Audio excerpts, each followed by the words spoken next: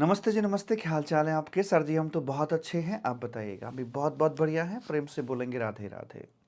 Start करें? Yes sir. And don't miss my new mic.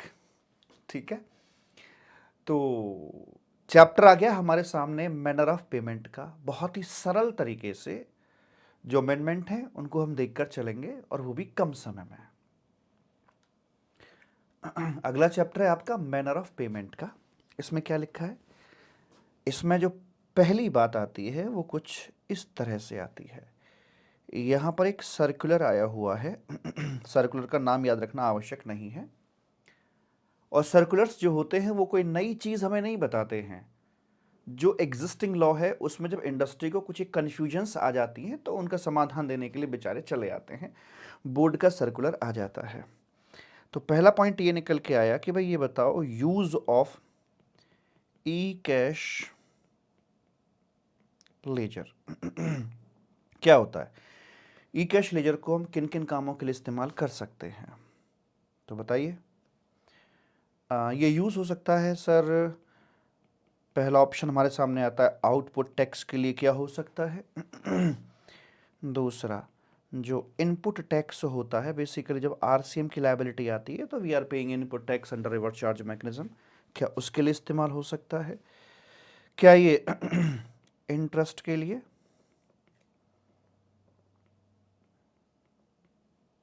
Penalty, fine, एस्थेसी under this act? तो जवाब कुछ इस तरीके से है। इसके लिए भी इस्तेमाल हो जाएगा, इसके लिए भी हो जाएगा, इसके लिए भी हो जाएगा, यहाँ यहाँ यहाँ। अंडर दिस एक्ट जो भी आपको पे करना बनता है सब का सब ई कैश लेजर से पे ऑफ किया जा सकता है। अगला प्रश्न आता है इसी के अंदर कि भाई साहब एक बात और बताइए कि ये जो अपना होता है ना, क्या बोलते हैं, भगवान झूठ ना बुलाए, ई क्रेडिट लेजर। देखा मेरा कमाल, कितनी आसानी से मैं लिख सकता हूँ।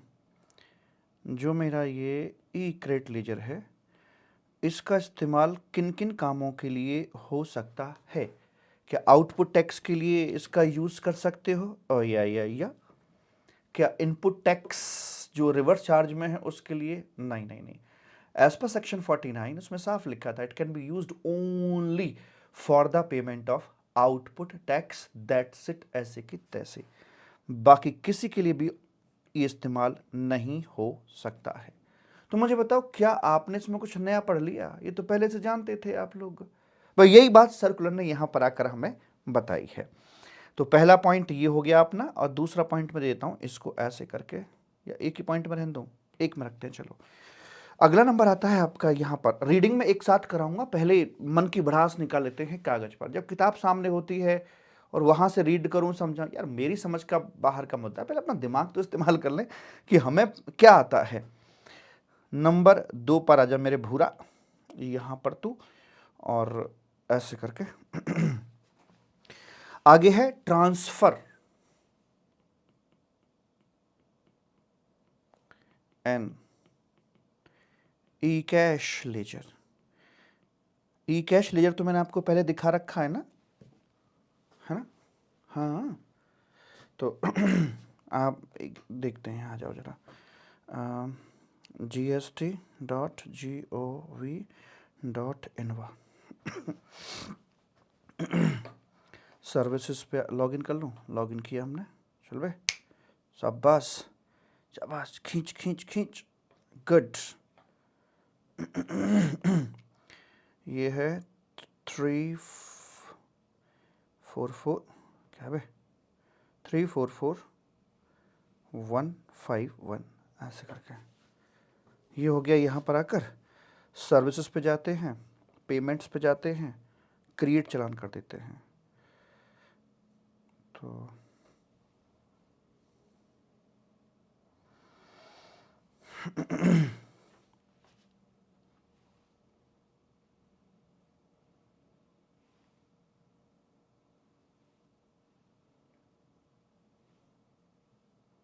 देखो ऐसा होता है आपका, ये जो ई कैश लेजर में ना अलग अलग पॉकेट बनी हुई होती हैं, माइनर हेड और मेजर हेड। ये वाले माइनर हेड हो गए, ये वाले आपके ये वाले मेजर हो गए, ये वाले माइनर हो गए अपने, ठीक है। तो टैक्स है, इंटरेस्ट है, पेनल्टी है, फीस है, अदर्स है, ये टोटल आ जाता है। सीजीएसटी का, आईजीएसटी का, एसजीएसटी का, ये सारी बात अपनी यहाँ पर बताई जा रही है। एक चीज़ और दिखाता हूँ मैं आपको, यहाँ पर आना जरा, services laser, e cash laser और फाइल जीएसटी पीएमटी 09, इस पे मैंने किया क्लिक, तो ये ऐसे करके होता है।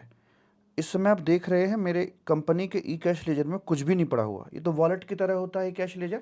जब मुझे जितनी ज़रूरत होती है उतना फंड मैं इसके अंदर ट्रांसफ़र करता हूँ, वरना ये ऐसे पड़ा रहता है, ठीक है। अब इसकी खास बात ये है कि इसमें जितनी पॉकेट्स बनी हुई है ना, ये जैसे टैक्स की, इंटरेस्ट, फी, पेनल्टी वगैरह वगैरह, आईजीएसटी, सीजीएसटी जो बने हुए हैं अपने, तो जिस पॉकेट में जितना पैसा है वो उसी काम के लिए इस्तेमाल हो सकता है। रो और कॉलम को मिलाकर देखो, जैसे मैं सेकंड नंबर के कॉलम पर आता हूँ और थर्ड रो में देखता हूँ, तो सीजीएसटी की फ़ीस, यहाँ पर जो पैसा पड़ा हुआ होगा वो सीजीएसटी की फ़ीस के लिए ही इस्तेमाल किया जा सकता है। अब सवाल ये उठता है कि क्या एक सेल से दूसरे सेल में फंड ट्रांसफर हो सकता है या नहीं हो सकता? तो उसके लिए द आंसर इज यस। हमें यहाँ पर जीएसटी पीएमटी 09 फॉर्म का इस्तेमाल करना होता है और हम इसे ट्रांसफर कर पाते हैं। तो मान लीजिए करते कैसे हैं सर, ये अपना मेजर हेड आ गया जिसमें आईजीएसटी, सीजीएसटी, और भाई कौन से ये सेलेक्ट कीजिए, माइनर हेड में ये सेलेक्ट कीजिए, टैक्स, इंटरेस्ट, फी, पेनल्टी, कौन से सेल को, जैसे रो और कॉलम हमने बता दिया, तो हमने कहा आईजीएसटी के इंटरेस्ट में से हमें देना है, तो आईजीएसटी का और ये इंटरेस्ट, पहला कॉलम सेकंड रो, इस सेल में से अगर मुझे ट्रांसफ़र करना है तो फ्रॉम ये आ गया। अब हालांकि मेरे पास ज़ीरो बैलेंस है वहाँ पर, और अगर कुछ बैलेंस होता जितना भी होगा वो ऑटो पॉपुलेट अमाउंट वाले में आ जाएगा। और कहाँ ले जाना है आपको, कौन से सेल में ले जाना है? मैंने कहा भाई साहब मुझे ले जाना है सीजीएसटी के इसमें ले जाना, इंटरेस्ट के अंदर मुझे वो पैसा ले जाना है सर जी। तो जितना भी आपको ले जाना है वो अमाउंट आप यहाँ पे डालेंगे और डालने के बाद में आप इसे सेव करेंगे, सेव करके आगे बढ़ जाएंगे तो आपका पैसा एक सेल से दूसरे सेल में ट्रांसफ़र हो जाता है। आगे बात समझ में? हाँ सर जी। तो मैं यही आपसे यहाँ डिस्कस करना चाह रहा था कि ट्रांसफ़र की जब बात कर रहे हैं हम इन ई कैश लेजर, तो कैसे कैसे, मान लीजिए ये है आपका एबीसी प्राइवेट लिमिटेड करके है, ठीक भूरा? हाँ सर एकदम ठीक है। और इसके ना दो अलग अलग रजिस्ट्रेशंस हैं ऐसे ऐसे करके, एक तो हो गया अपना इधर आकर ये उत्तर प्रदेश में हो गया, एक हो गया हरियाणा में है, और अब अलग अलग रजिस्ट्रेशन है। इसका रजिस्ट्रेशन यहाँ पर है, इसका रजिस्ट्रेशन यहाँ पर है, इन दोनों के बीच में एक दीवार है ना।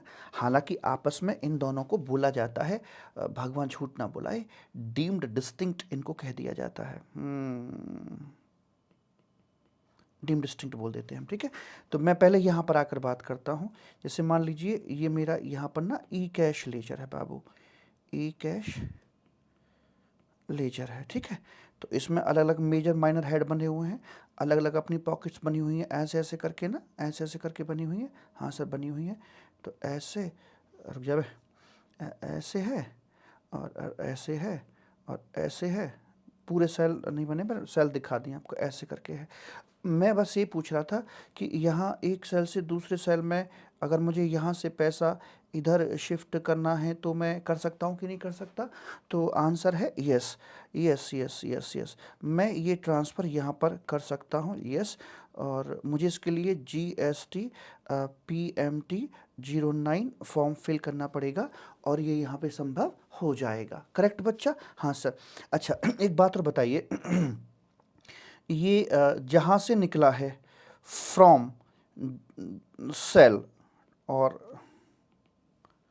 जिस सेल से निकला है, और टू सेल जिस सेल में गया है जिस सेल से निकला है उसके लिए उतना तक पैसा रिफंड की तरह ट्रीट किया जाएगा, भाई यहाँ से पैसा निकल गया क्योंकि इंटरनल ट्रांसफ़र है, और जिसमें आपने जमा किया है उसके लिए डिपॉजिट की तरह ट्रीट कर दिया जाएगा।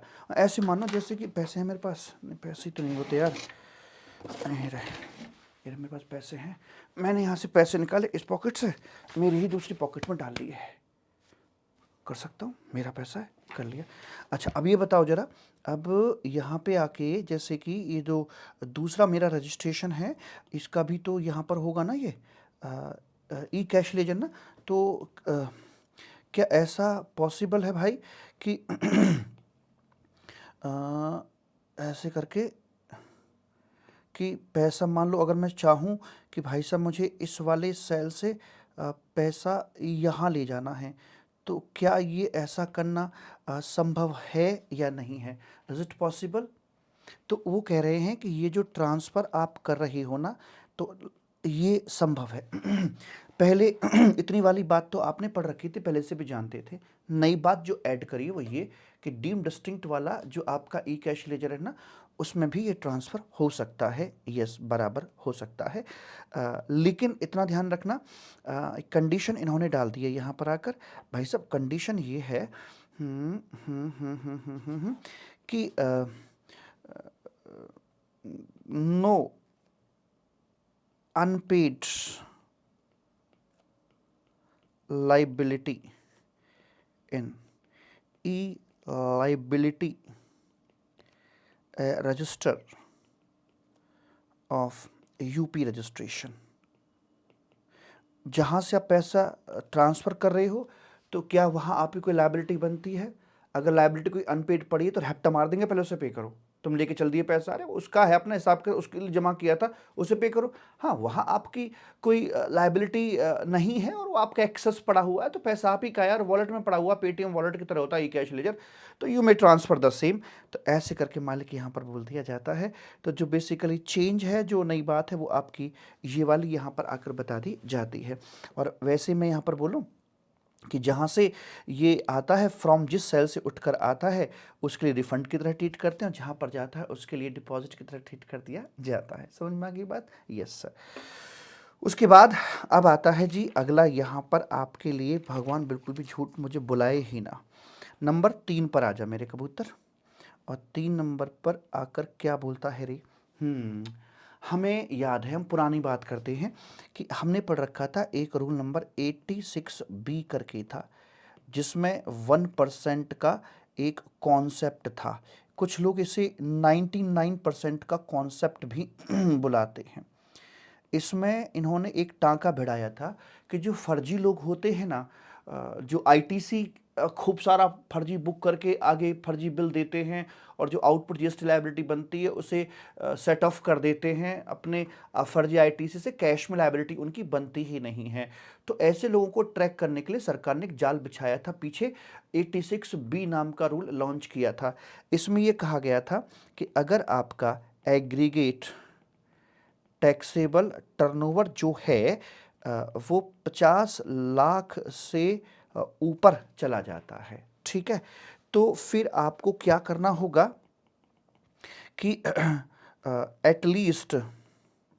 एटलीस्ट आपको 1% जो है वो ई कैश लेजर से देना ही पड़ेगा।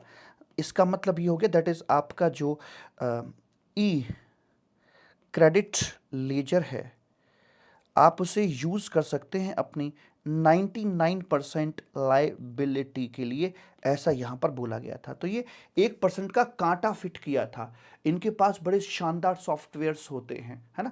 तो उन्होंने कहा कि ठीक है, ये हम इसको ट्रैक कर पाएंगे कि जो जो बड़े बड़े लोग हैं और जिनके पास सफिशिएंट क्रेडिट होने के बावजूद भी जिनको 1% भरना पड़ रहा है, मतलब सीन उनका ऐसा है कि आउटपुट लायबिलिटी से ज़्यादा उनके पास आईटीसी का भंडार पड़ा हुआ है, तो थोड़ा क्वेश्चन मार्क वहाँ पर आकर लग जाता है। हालांकि कुछ लोगों को इसमें एग्जाम्पशन भी दी जाती है, जहाँ पर कि सीजनल काम वगैरह होते हैं कि भाई जैसे गर्म कपड़ों का बिजनेस हो गया, तो गर्मियों में मैन्युफैक्चरिंग होती है, सर्दियों में सेल होती है। जो मैन्युफैक्चरिंग हो रही है उसमें आईटीसी का भंडार हो जाता है और सेल के इनिशियल फेज के अंदर जब देखते हैं तो आईटीसी का भंडार होता है, तो ऐसे व्यक्ति को एग्जाम्पशन भी दी जाती है। तो मैंने जस्ट आपको रिकॉल कराया है ये वाला कॉन्सेप्ट, ठीक है जी। तो ऐसे करके था जी ये। अब होता क्या है, एक होता है पहाड़ पर्वत, पहाड़ हो गए, है ना, और पहाड़ों से जब पानी बहता है तो उसमें से नदियाँ निकलती हैं और नदियों में से आगे नाले निकलते हैं, है ना। अच्छा, ये क्या था यहाँ पर आकर, सबसे ऊपर होता है दरअसल हमारा सेक्शन, सेक्शन में से निकलते हैं हमारे रूल्स, और रूल्स से निकलते हैं हमारे यहाँ पर आकर मेरे भूरा रेगुलेशंस, ठीक है। तो इन्होंने क्या कर रखा था कि रूल्स के अंदर ये प्रोविजन डाल रखा था कि 99% तक रिस्ट्रिक्ट कर रखा था, ये ऐसे करके बोल रखा था, लेकिन इसके लिए कॉरस्पॉन्डिंग प्रोविजन यहाँ पर अवेलेबल नहीं था। यानी कि ऐसे मान के चलो कि भाई साहब नदी तो बहा दी है, पर पहाड़ से तो पानी आ ही नहीं रहा है, पहाड़ पे तो कुछ दिखाई दे ही नहीं रहा, तो नदी कहाँ से आ गई।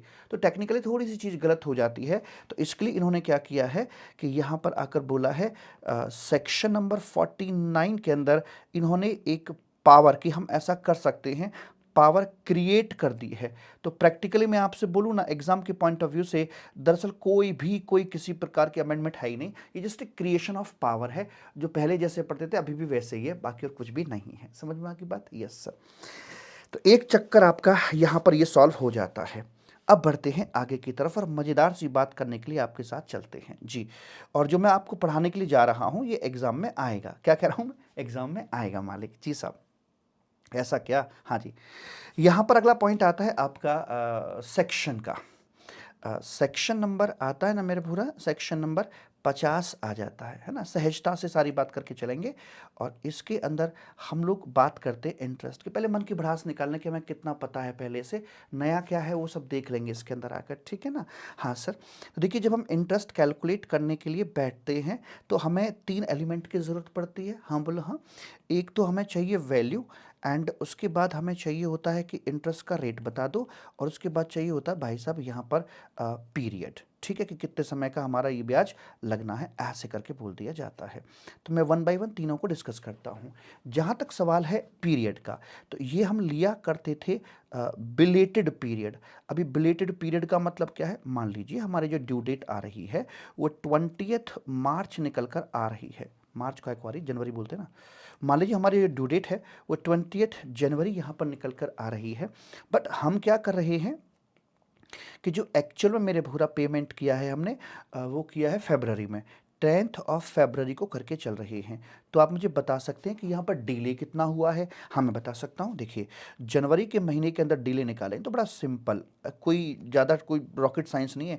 31 में से 20 माइनस कर दीजिए, 20 ड्यू डेट थी ना, तो 11 दिन यहाँ पर आ गए, और फरवरी में कितने दिन चढ़ गए? यहाँ 10 दिन यहाँ चढ़ गए, तो कुल मिलाकर आपका 21 डेज का इंटरेस्ट यहाँ पर कैलकुलेट कर दिया जाएगा, ऐसे करके बोल देते हैं। दैट इज यहाँ इस जगह पे आ जाएगा 21 डिवाइड बाई 365, ये अपना ऐसे करके आ जाता है, ठीक। ये हमें पहले से पता है।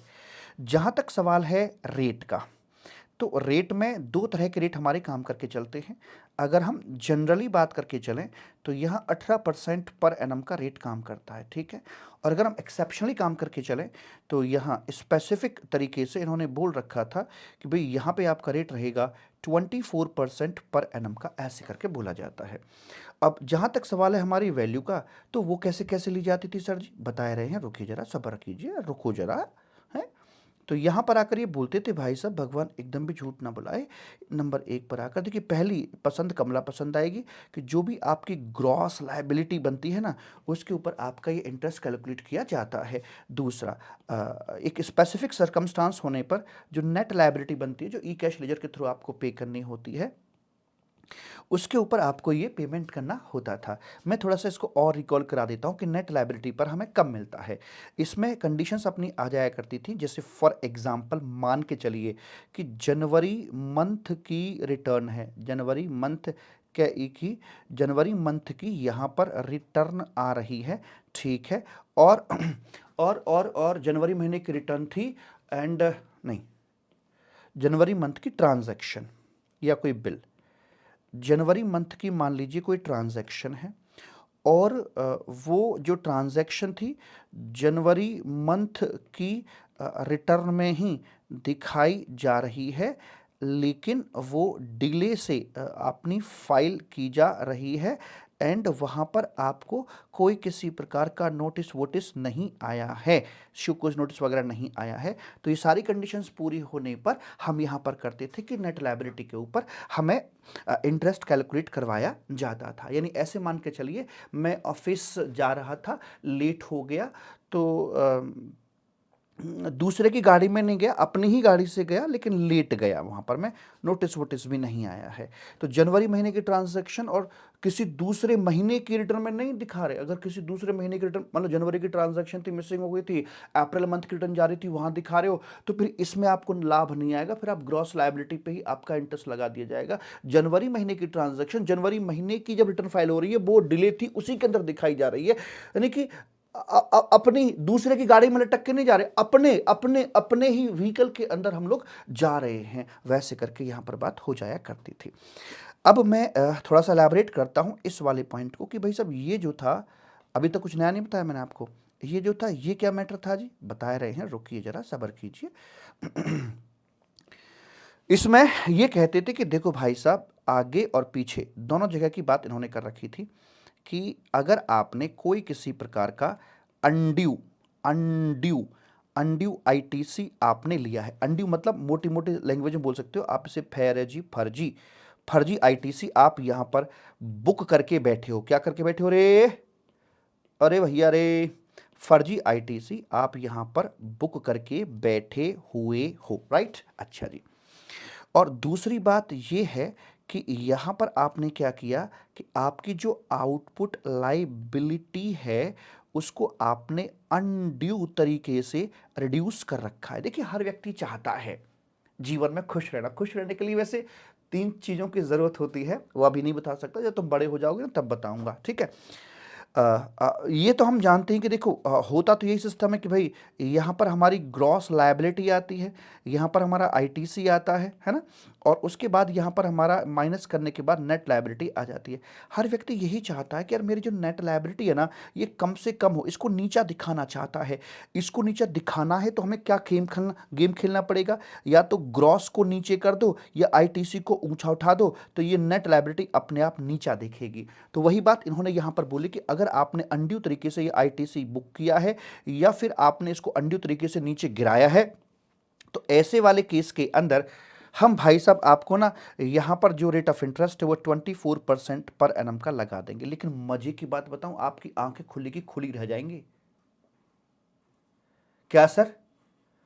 मजे की बात यहां पर ये क्या है, मजे की बात यहां पर ये है कि ये जो रेफरेंस दे रखा था अंडर सेक्शन 42 दे रखा था, अंडर सेक्शन 42 में कुछ एक मिसमैचिंग वगैरह आपके निकल कर आ रही है, तो वैसे करके है। And for your kind information, section 42 और जो 43 थे, जो कि कॉन्सेप्ट लेकर आते थे मैचिंग और मिसमैचिंग का, मैचिंग और मिसमैचिंग का ये कॉन्सेप्ट लेकर आते थे, ये आप तक ना तो इफेक्टिव हुए आज तक, नॉट इफेक्टिव यट, ठीक है, और ना ही ये आपके सिलेबस में थे, नॉट इन सिलेबस। और सरकार को दिखा कि इतने साल हो गए जीएसटी को आए हुए, आज तक इनको इफेक्टिव नहीं कर पाए, तो क्या करोगे। तो सरकार ने इस बार सेक्शन 42 और 43 को भाई साहब खत्म कर दिया है, डिलीट कर दिया है, ओमिट कर दिया है। तो अब मुझे एक बात बताइए, जो चीज आज तक इफेक्टिव हुई ही नहीं, जो चीज आज तक इफेक्टिव हुई ही नहीं, तो उसमें आप फॉल कर कैसे सकते हो। जब उसमें फॉल आप करोगे नहीं, तो लिटरली प्रैक्टिकली थ्योरेटिकली किसी भी एंगल से देख लीजिए, 24% का रेट अभी तक एप्लीकेबल था ही नहीं। और जब ये सेक्शन भी मिट गए, तो निश्चित तौर पर यहां पर कुछ ना कुछ तो काम करना ही पड़ेगा। दूसरी बात कि अगर मान लो ये इफेक्टिव होते भी, तो ये चीज तो निहायत ही गलत थी कि सिर्फ बुक कर लेने से ही 24% का ब्याज। अरे क्या बात कर रहे हो भाई साहब, अगर मैं बुक करके छोड़ देता हूं तो ब्याज किस बात का। ब्याज जब लगना चाहिए जब मैं इसको फर्जी तरीके से बुक करके यहां पर यूज कर लेता हूं, जिसकी वजह से मेरी नेट लायबिलिटी रिड्यूस हो जाती है, गवर्नमेंट को लॉस होता है। तो जितना तक गवर्नमेंट को आपने कम दिया बाय यूटिलाइजिंग योर फर्जी आईटीसी, तो उस पर सरकार को ब्याज लगाना चाहिए। तो until and unless there is no use of ITC, how can you charge the interest. ये मुद्दा पुराने समय में सर्विस टैक्स एक्साइज के समय खूब उछलता था, आज से 10 साल पहले, और खूब मारकाट मचती थी वहां पर आकर, और सरकार ने इस बात को मान लिया था। लास्ट में यही प्रोविजन लेकर आए थे कि आईटीसी जब तक यूटिलाइज नहीं होगा तब तक ब्याज की बात हो ही नहीं सकती। फिर भी ये गलती यहां पर लाके कर रहे हैं, पता नहीं चाहते क्या है।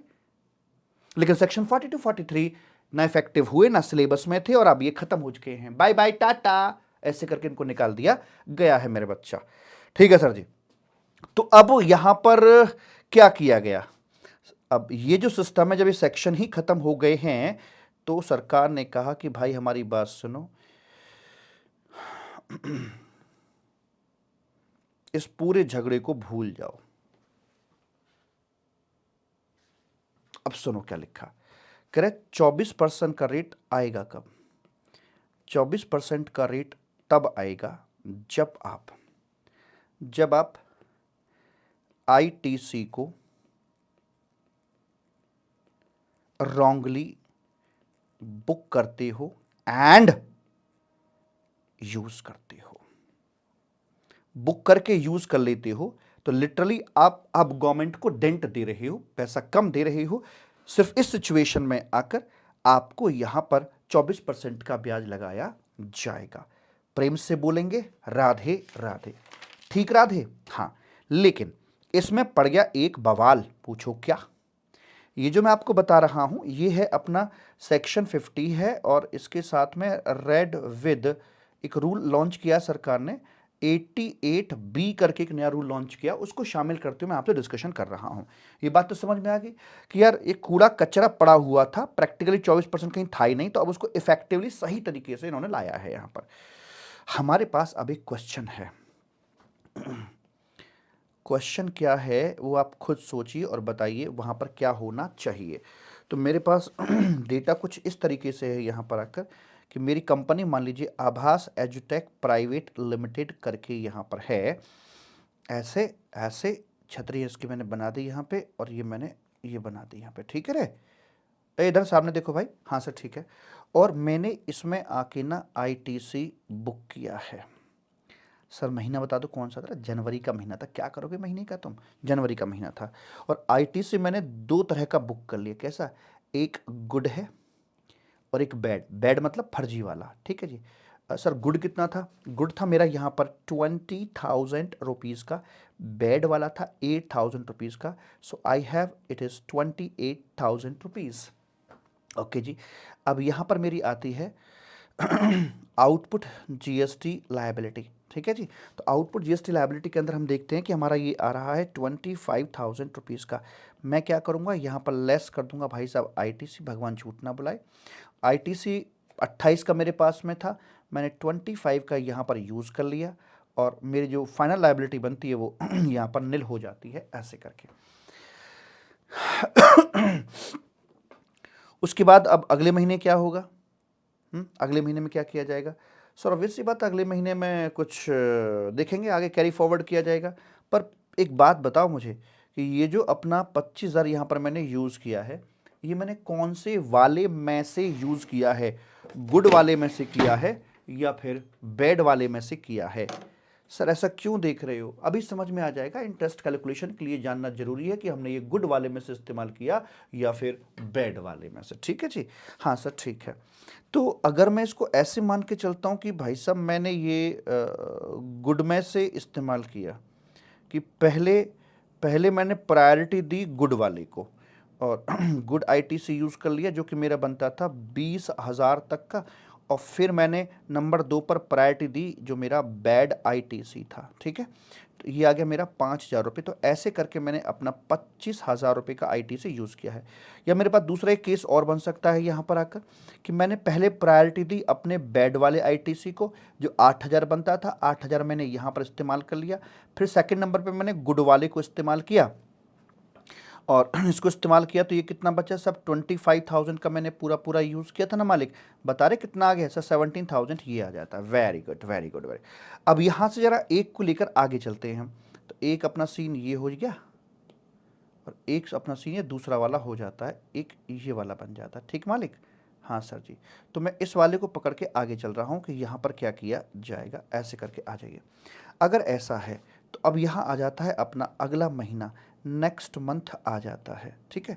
जो पॉसिबिलिटीज़ बन सकती हैं उनको हम देख रहे हैं यहाँ पे। अगला महीना आ जाता है, अगला महीना आ गया आपका फरवरी का, ठीक है साहब? Yes sir. अच्छा, इसकी ड्यू डेट क्या बनती थी वैसे पेमेंट करने के लिए? सर जनवरी का महीना था तो ऑब्वियस सी बात है ड्यू डेट बनती थी 20 फरवरी, यहाँ पर आकर बन जाती थी। अगला महीना फरवरी का यहाँ पर आ जाता है, और फिर से वही सीन यहाँ पर दोहराया जाता है। और हमारे पास इस बार जो आईटीसी है, अगर मैं इस इस ऑप्शन को लेके चल रहा हूं, इस वाले को, तो मैंने गुड तो पूरा ठिकाने लगा दिया, बैड 5000 ठिकाने लगा दिया। तो अब मेरे पास 28 में से 25 यूज हो गया था, 3000 बचा हुआ था। अभी 3 किस में से है? ऑब्वियस सी बात है, बैड में से मेरा बचा है यहाँ पर। तो ये मेरा बैड आईटीसी यहाँ पर है, और ये आ जाता, भगवान झूठ ना बोला है बिल्कुल भी, कितना सर जी? 3000 यहाँ पर आकर बच जाता है। अब मैं मान के चलता हूँ कि मान लीजिए मेरी आउटपुट लायबिलिटी फिर से वही निकल कर आ जाती है, कितनी सर जी? वही 25,000 रुपये की। और मैंने यहाँ पर आकर अपने इस बेड वाले आईटीसी को यूज़ कर लिया है ऐसे करके, ठीक है? कितना जी? 3000 का यहाँ पर यूज़ कर लिया मैंने आके, और 22,000 मैंने अपना कैश में पे कर दिया है, ऐसी वाली बात है। अब मुझे एक बात बताइए, अगर यहाँ पर हम इंटरेस्ट कैलकुलेट करने बैठें तो भाई साहब कैसे कैसे यहाँ पर करी जाएगी? इंटरेस्ट कैलकुलेट करने बैठें, ये जो हमारा ऑप्शन चल रहा है इस बेस पर चल रहा है, इस आधार पे ये चल रहा है। अगर हम ये मानते हैं कि देखो भाई, अगर मेरे पास बेड होता ही ना तो क्या होता, सोचो जरा। अगर मैं ये फर्जी आईटीसी बुक ना करता तो क्या होता? होता ये कि मैं यहां पर ITC max to max use कर सकता था 20 का, और मुझे 5000 यहां पर कैश पे करना पड़ता। लेकिन वो 5000 कैश नहीं गया, जस्ट बिकॉज कि मैंने बेड आईटीसी को यहां पर यूज कर लिया है। ऐसे करके यहां जहां 22 जा रहा है, यहां पर सरकार को 25 जाता। तो सरकार को 5000 का डेंट आपने यहां पर मारा, और 3000 का डेंट आपने यहां पर मारा है। सो अकॉर्डिंगली इंटरेस्ट भी वैसे ही कैलकुलेट यहां पर होना चाहिए। देखते हैं जो आपका ये 5000 था उसके लिए हम बात करते हैं। पहली पॉइंट ये आ गया भाई, 5000 वो आ गया, और इनटू इसमें रेट ऑफ इंटरेस्ट आईटीसी को आपने गलत तरीके से बुक करके यूटिलाइज किया है, तो 24 डिवाइड बाई 100 ये आ जाएगा, मल्टीप्लाइड बाई भाई दिन तो 365 आ ही जाएंगे। और जो डेज हैं वो कहाँ से कहाँ तक काउंट किए जाएंगे सर जी? इसकी ड्यू डेट पड़ती थी हमारी 20 फरवरी ना, तो 20 फरवरी यानी कि आफ्टर आफ्टर 20th फैब के बाद से लेकर कहाँ तक? तो मैं मान के चल रहा हूँ, एक इसमें अजम्पशन डालते हैं, एक बीच में एक पॉइंट डालते हैं इसके अंदर आकर, कि ये जब सब आपने कर लिया तो यहाँ पर आकर डिपार्टमेंट ने चिट्ठी डाली, यहाँ आकर डिपार्टमेंट ने आपसे डिमांड कर ली कि भाई 8000 का फर्जी आईटीसी आपने गलत तरीके से इस्तेमाल किया है, और वो भी विद इंटरेस्ट अब आपको पे करना है। एंड आभास एजुटेक प्राइवेट लिमिटेड ने ये 8000 जो हैं वो भी विद इंटरेस्ट पे कर दिया है ऑन 10th ऑफ अप्रैल को, ठीक है जी। अब बताइए भाई साहब ब्याज कितना देना पड़ेगा? तो 5000 का नुकसान मैंने जहां पहुंचाया था वहां से लेकर ये जाएगा अपना 10th अप्रैल तक। आप मुझे बता सकते हैं भाई साहब कितने दिन हो गए यहां पर आकर? सर देखिए 5000, सर दिन आ जाएंगे यहाँ पे, गिनो ना भाई, भाई गिनो ना। फरवरी के महीने में आ गए सर जी, 8 दिन तो यहाँ आ गए, और मार्च के महीने में भाई साहब 31 यहाँ आ गए, फरवरी मार्च और अप्रैल के महीने में 10 दिन यहाँ आ गए। तो ये हो गया 49 डेज हो जाते हैं, ठीक है। तो अगर ये मेरे 49 डेज बनते हैं, डिवाइड बाई 365 करता हूँ, तो हाउ मच इज दिस, ये कितना मेरा निकल कर आ जाता है? तो मैं आपको बताऊं, आप भी कैलकुलेटर से कर सकते हैं, ये आ जाएगा 161 ये इतना निकल के आएगा। इसके साथ साथ मुझे इसमें 3000 वाले पर भी मुझे ब्याज कैलकुलेट करना है, क्योंकि जहाँ जितना डेंट मैंने पहुंचाया लॉजिकली मैं वैसे ही कैलकुलेशन करके चल रहा हूँ। तो 3000 ये हो गया, इंटू 24% डिवाइड बाई 100 में यहाँ पे कर दूंगा, और 3000 जो है वो मैंने यहाँ पर आकर यूज़ किया है। और ये ड्यू डेट मेरी क्या पड़ती थी? इसकी ड्यू डेट थी, चूंकि फरवरी का महीना था ना, तो 20th मार्च मेरे भूरा ये निकल कर आ रही थी, एकदम ठीक है। हाँ जी, तो ये जो कैलकुलेशन की जाएगी इसमें ऐसे किया जाएगा भाई साहब, कि आफ्टर 20th मार्च के बाद से लेकर, और ये जाएगा आपका टू 10th अप्रैल तक ये चला जाएगा, और डिवाइड बाई कर देंगे 365। तो मार्च का महीना हो गया 31 का, तो मार्च में जो दिन पड़े वो हो गए 11 आपके, और अप्रैल में पड़े वो आपके हो गए, भगवान झूठ ना बुलाए, 10 दिन हो गए। तो कुल मिलाकर 21 दिन आपके यहाँ पर आकर ये हो जाते हैं, और 21 दिनों का ब्याज आपको इधर आकर देना पड़ेगा। 21 डेज यहाँ पर हो जाते हैं। जब आप इसे निकालोगे, तो मैंने पहले से कैलकुलेट कर लिया है समय बचाने के लिए, तो ये आ जाएगा मेरा 41 आ जाएगा। इस प्रकार से जो मेरा पूरा इंटरेस्ट बनेगा इनको जोड़कर वो बन जाएगा भाई साहब 202 रुपये का ब्याज आपको यहाँ पर देना पड़ जाएगा। तो 8000 वो, plus 202, you will have to pay 8202, ऐसे करके। तो ये आसान तरीके से हम ऐसे करके निकाल लेंगे। ये तो हो गया एक अप्रोच। अब मुझे बताना सही कौन सी है। अगर मैं इस वाली अप्रोच को फॉलो करूं तो क्या होगा सर जी? जब बात भूरा, अगर हम इसको इसको यहां पर फॉलो करते हैं तो क्या होगा सर? अगर इसको फॉलो करके चलते हैं ना, देखो तो हम बताते हैं आपको, इसमें तो हम ये मान के बैठ लिए कि भैया 8,000 आपने शुरू में ही यूज कर लिए हैं डे 1 पर ही, तो फिर तो एक बार में ही एक झटके में सारा काम हो जाएगा। 8,000 इंटू 24 डिवाइड बाई 100, और जरा दिन गिनेंगे आप कहाँ से? 20 फरवरी के बाद, मतलब 21 फरवरी से लेकर टू 10 अप्रैल तक, डिवाइड बाई 365। तो यानी कि ये दिन आएंगे अपने यहाँ पे निकल के, ये दिन आ जाएंगे ना, ये जो थे अपने क्या नाम है 49 डेज तो 49 डेज का जब आप निकालोगे इसमें आके, तो वो कितना निकल के आएगा? ये आएगा सर जी निकल के ये 258 रुपीज़, 258 रुपीज़ निकल कर आ जाएगा। अब मुझे बस इतना बता दीजिए, ये जनरल मैथमेटिक्स है कि आप कौन से अप्रोच को ज़्यादा बेटर समझते हैं। आपने कभी वो देखा सरसों का जो टिन आता है, आता होगा आपके घर में भी, सरसों के तेल का जो टिन आता है 15-20 लीटर का, तो कितने ही आप ब्रांडेड ले आइए, लेकिन उसमें कुछ गाद होती है, कुछ कुछ उसमें लाइक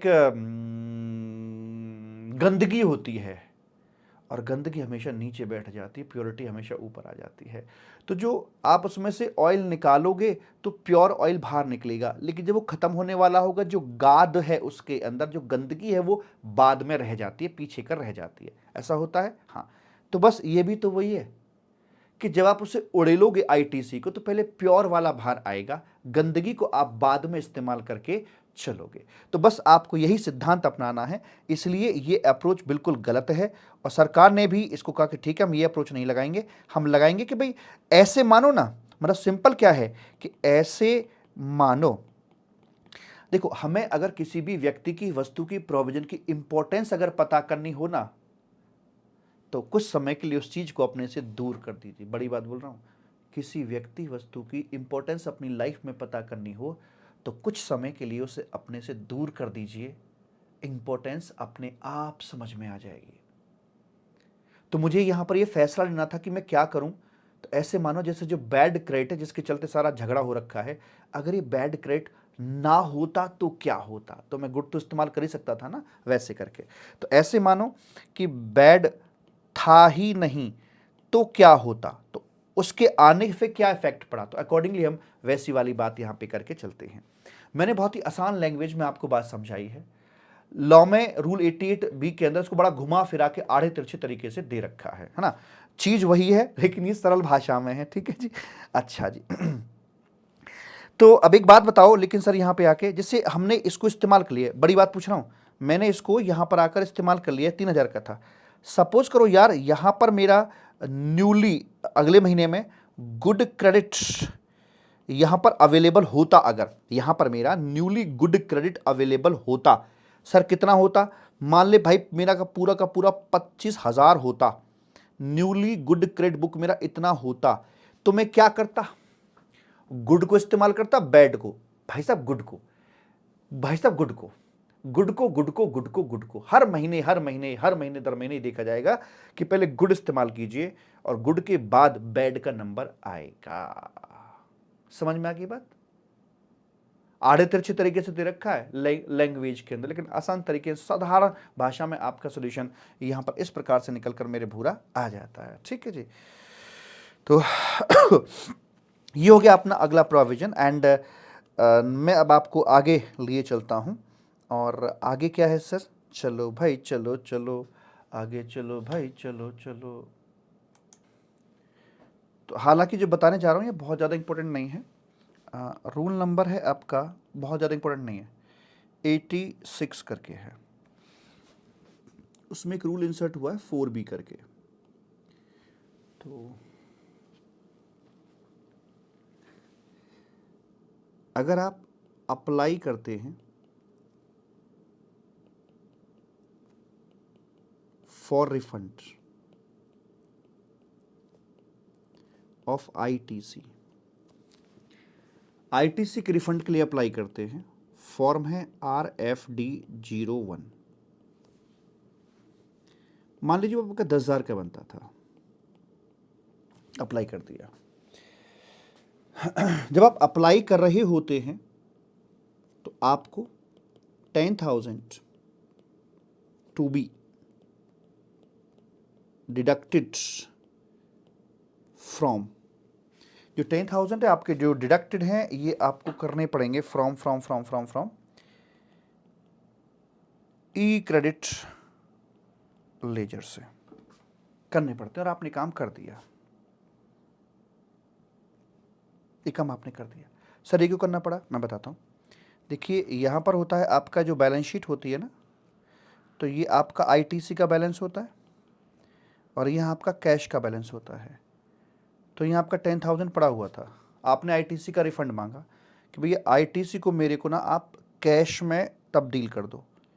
तो जब आप इसका कैश भुना रहे हो, कैश मांग रहे हो, तो यहाँ प्लस हो जाएगा 10,000, तो क्या यहाँ माइनस 10,000 नहीं होना चाहिए, हाँ या ना? अगर आईटीसी आपने डिडक्ट नहीं किया तो फिर तो आपका आईटीसी भी बना रह गया, इक्विवेलेंट कैश भी आ गया, फिर तो आप जैसा हीरो तो कोई है ही नहीं फिर तो। क्यों जी, क्या कहते हो? तो अगर आप इसे कैश में कन्वर्ट कराओगे तो पहले आपको उतना यहाँ से डिडक्ट करना होता है, ठीक है जी। लेकिन भाई साहब गलती हो गई। गलती क्या हो गई यहाँ पर आकर बताते हैं हम आपको। आइए जरा मालिक यहाँ पर आकर, ये रिफंड जो था एरनियसली ग्रांट कर दिया जाता है, गलती से रिफंड दे दिया गया, बनता नहीं था, दे दिया गया। That is E cash laser के अंदर पैसा ट्रांसफर कर दिया जाता है।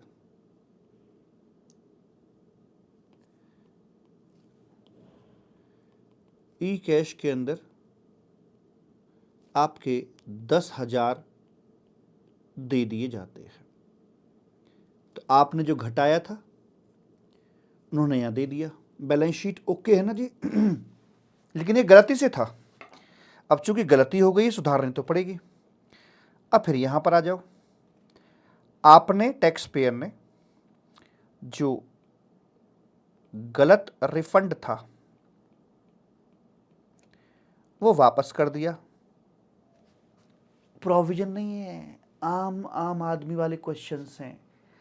आपने गलत जो रिफंड मिला था वापस कर दिया फ्रॉम ई कैश लेजर से विद इंटरेस्ट एटसेट्रा, जो भी इंटरेस्ट वगैरह बनता था वापस कर दिया। तो यानी कि माइनस 10,000 हो गया ई कैश लेजर में। तो अब देखिए जरा, आपके पास में आया, ई कैश लेजर में आया और ई कैश लेजर से चला गया, लेकिन आपका बिना बात का यहां से डिडक्ट हो गया। अब क्या होना चाहिए एट द ऑल, एक स्टेप और आएगा निकल के। सर हमारा जो ई क्रेडिट लेजर है ना, जो मेरा ई क्रेडिट लेजर है उसमें रिक्रेडिट कर दिया जाएगा ₹10,000, दैट इज 10,000 से उसको बढ़ा दिया जाएगा। तो भूल का सुधार तो ऐसे ही कराया जाएगा। आपने रिफंड के लिए अप्लाई किया, ई क्रेडिट लेजर को माइनस कर दिया, रिफंड सरकार ने पैसा ई कैश लेजर में डाल दिया, फिर आपने वहां से वापस कर दिया, तो आपका ई क्रेडिट लेजर भी तो उसी लेवल पर आना चाहिए ना।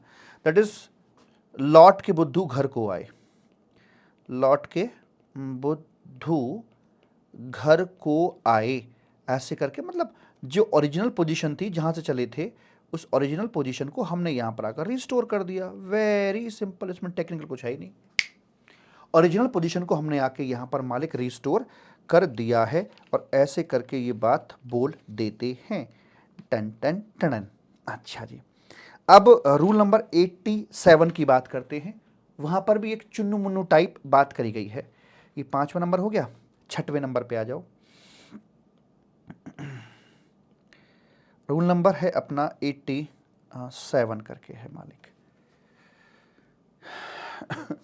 क्या बोला गया इसके अंदर आकर, जब आप अपने ये जो है ना आपका ई कैश लेजर जो होता है ना, हाँ सर, उसमें जब आप पैसा डिपॉजिट कराते हो, मैंने आपको कई बार बताया है कि ई कैश लेजर जो होता है पेटीएम वॉलेट की तरह होता है ना। तो जब पैसा जमा कराते हो तो जमा कराने के तरीके क्या क्या हो सकते हैं, जैसे आप मुझे पैसे देना चाहते हो दीजिए ना, तो आप किन किन तरीकों से मुझे पैसे दे सकते हैं। तो तरीके जो पहले दे रखे थे वो मैं आपको यहाँ पर गिनवा देना चाहता हूँ। आप बताओ ना सर, सर यहाँ पे दे सकते हैं लाइक जो नेट बैंकिंग के थ्रू पैसा उसमें जमा कराया जा सकता है। मैं तो आपको प्रैक्टिकली करा के दिखा भी रखा है जीएसटी पोर्टल पर जाकर, ठीक है जी। और सर ये डेबिट क्रेडिट कार्ड के जरिए, हाँ बिल्कुल पॉसिबल था और है। डेबिट क्रेडिट कार्ड हो गया, और ये आपकी एनईएफटी और जो आरटीजीएस होती हैं इनके जरिए हाँ कर सकते हैं। और एक और बात बोलना चाहूँगा आपसे मैं, ये यूपीआई के जरिए, और दूसरा ये जो अपना आईएमपीएस होती है, आईएमपीएस मतलब इंस्टेंट पेमेंट फंड ट्रांसफर हो जाता है उसके अंदर आकर ना, इमीडिएटली। अभी मैंने किया, देखो एनईएफटी जब करते हैं तो छोटे अमाउंट की 2 लाख से नीचे की एनईएफटी होती है नॉर्मल तरीके, जैसे आप रूटीन लाइफ में करते हो बिजनेस के अंदर, तो करीब आधा घंटे में वो क्रेडिट हो जाती है। और बड़े अमाउंट की करनी है उसे आरटीजीएस बोलते हैं, रियल टाइम ग्रॉस सेटलमेंट। तो वो भी अपना बोलने को बोलते हैं कि 2 घंटे मैक्सिमम में हो जाएगी, लेकिन 15-20 मिनट, आधा घंटा, 1 घंटा में वो भी फंड ट्रांसफर हो जाता है। आईएमपीएस बैंक थोड़ा चार्ज लेते हैं, लेकिन जो प्रीमियम कस्टमर होते हैं उनसे चार्ज नहीं भी लेते हैं। तो आईएमपीएस इधर पैसा ट्रांसफर किया, उधर ठक से क्रेडिट हो जाता है, तो ये फटाफट होता है। तो ये 2 मोड और ऐड कर दिए हैं, तो ये कोई बड़ी बात नहीं, छोटी सी बात है। तो ये ऐसे करके भी आप फंड ट्रांसफर यहाँ पर कर सकते हो मालिक। तो तो ऐसे करके यहाँ तक हमने जो बातें देख ली अब तक, एक बार मैं बता दूं क्या क्या देखा हमने। हमने देखा यहाँ से देखा कि use of e cash ledger क्या है, किसी के लिए भी। क्रेडिट लेजर सिर्फ आउटपुट टैक्स के लिए। ई कैश लेजर में internal transfer, yes, deem distinct वाले के लिए ट्रांसफ़र, हाँ, लेकिन ध्यान रहे कि जहाँ से जा रहा पैसा वहाँ के ई लाइबिलिटी रजिस्टर में कोई अनपेड लाइबिलिटी ना हो। जो 1% वाला कॉन्सेप्ट था उसकी लीगल अथॉरिटी सेक्शन से दिलवा दी गई है, तो प्रैक्टिकली नो अमेंडमेंट। सेक्शन 50 के अंदर बात करी हमने, 24% का रेट प्रैक्टिकली इफेक्टिव था ही नहीं, वो रेट टिका हुआ था सेक्शन 42 से कनेक्टेड होकर, और जो सेक्शन 42 कभी ना सिलेबस में था ना इफेक्टिव हुआ।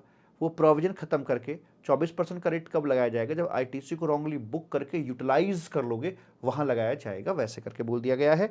एंड उसमें रूल नंबर 88B लॉन्च किया गया कि कैसे करके आप इसमें कैसे करके इसको कैलकुलेट करोगे। तो पहले गुड क्रेडिट को इस्तेमाल करके चलोगे, उसके बाद आप यहां पर बैड क्रेडिट को इस्तेमाल करके चलोगे। इस तरह की बात आपको यहां पर समझाई जाती है मेरे बच्चा।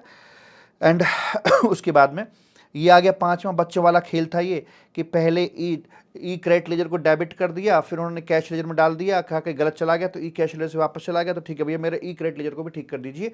ओरिजिनल पोजीशन को रिस्टोर यहाँ पे करवा दिया गया है।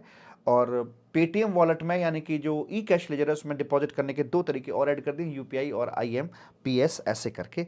तो यहाँ पर आकर ये बातें अपनी खत्म हो जाती हैं। प्रेम से बोलेंगे राधे राधे। रीडिंग करें?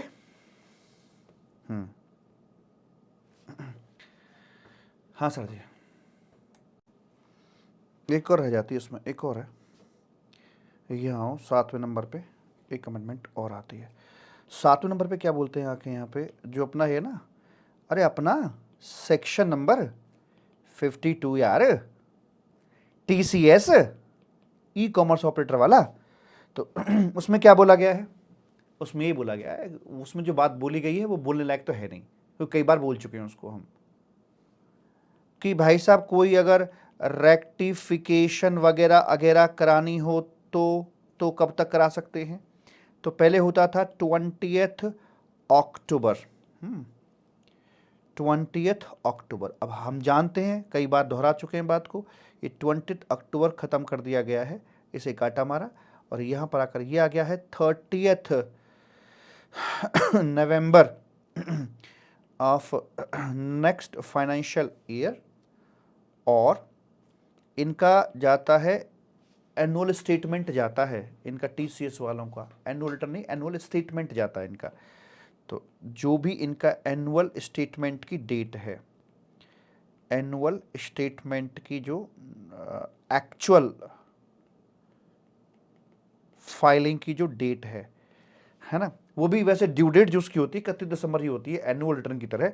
तो विच एवर इज अर्ली, तो वहां तक कोई भी रेक्टिफिकेशन वगैरह वो कर सकते हो, तो उसमें कोई नई बात नहीं है। तो कई बार हम अपनी बातें कर चुके हैं मेरे भूरा। तो चल मालिक, अब लेते हैं यहां पर हम रीडिंग करते हैं, आइए जरा। यस, तो रीडिंग में तो यहां से मेरा चैप्टर शुरू होता है ना, मैनर ऑफ पेमेंट का, ऐसे करके। और ये तो सब मैंने बैकग्राउंड ऐसी दे रखी है, मेरा मन कर रहा था। तो देख लीजिए आप सारा ये सर्कुलर यहाँ पर है, सेक्शन 49 के अंदर में सर्कुलर आया है कि जो अपना ये है ना इलेक्ट्रॉनिक कैश लेजर जो है, तो इसका इस्तेमाल किस किस काम के लिए हो सकता है सारा लिखा है। टैक्स के लिए, इंटरेस्ट के लिए, पेनल्टी के लिए, फीस के लिए, एनी अदर अमाउंट, सब के लिए हो सकता है। अब जो अपना ये है इलेक्ट्रॉनिक क्रेडिट लेजर का इस्तेमाल can be used for making payment of any tax, क्या किसी भी टैक्स के लिए? नहीं नहीं भाई साहब, एनी टैक्स नहीं, आउटपुट टैक्स के लिए। If there is liability on you of input tax under reverse charge mechanism, तो that can not be paid by using your e credit ledger. ठीक है, तो वो कह रहे हैं it is clarified that output tax के लिए आप कर सकते हो, चाहे वो सेल्फ असेस्ड हो, यानी कि पार्ट 1 की लायबिलिटी हो या पार्ट 2 की, समझ गए ना। E liability register divided into 2 parts, I have shown you on the GST portal. तो जो सेल्फ असेस्ड है वो पार्ट 1 में जाता है और पार्ट 2 के अंदर वो जाता है, जो कि डिपार्टमेंट के द्वारा हमारी डिमांड निकाली जाती है। तो दोनों के लिए आप अपना ई क्रेडिट इस्तेमाल कर सकते हो।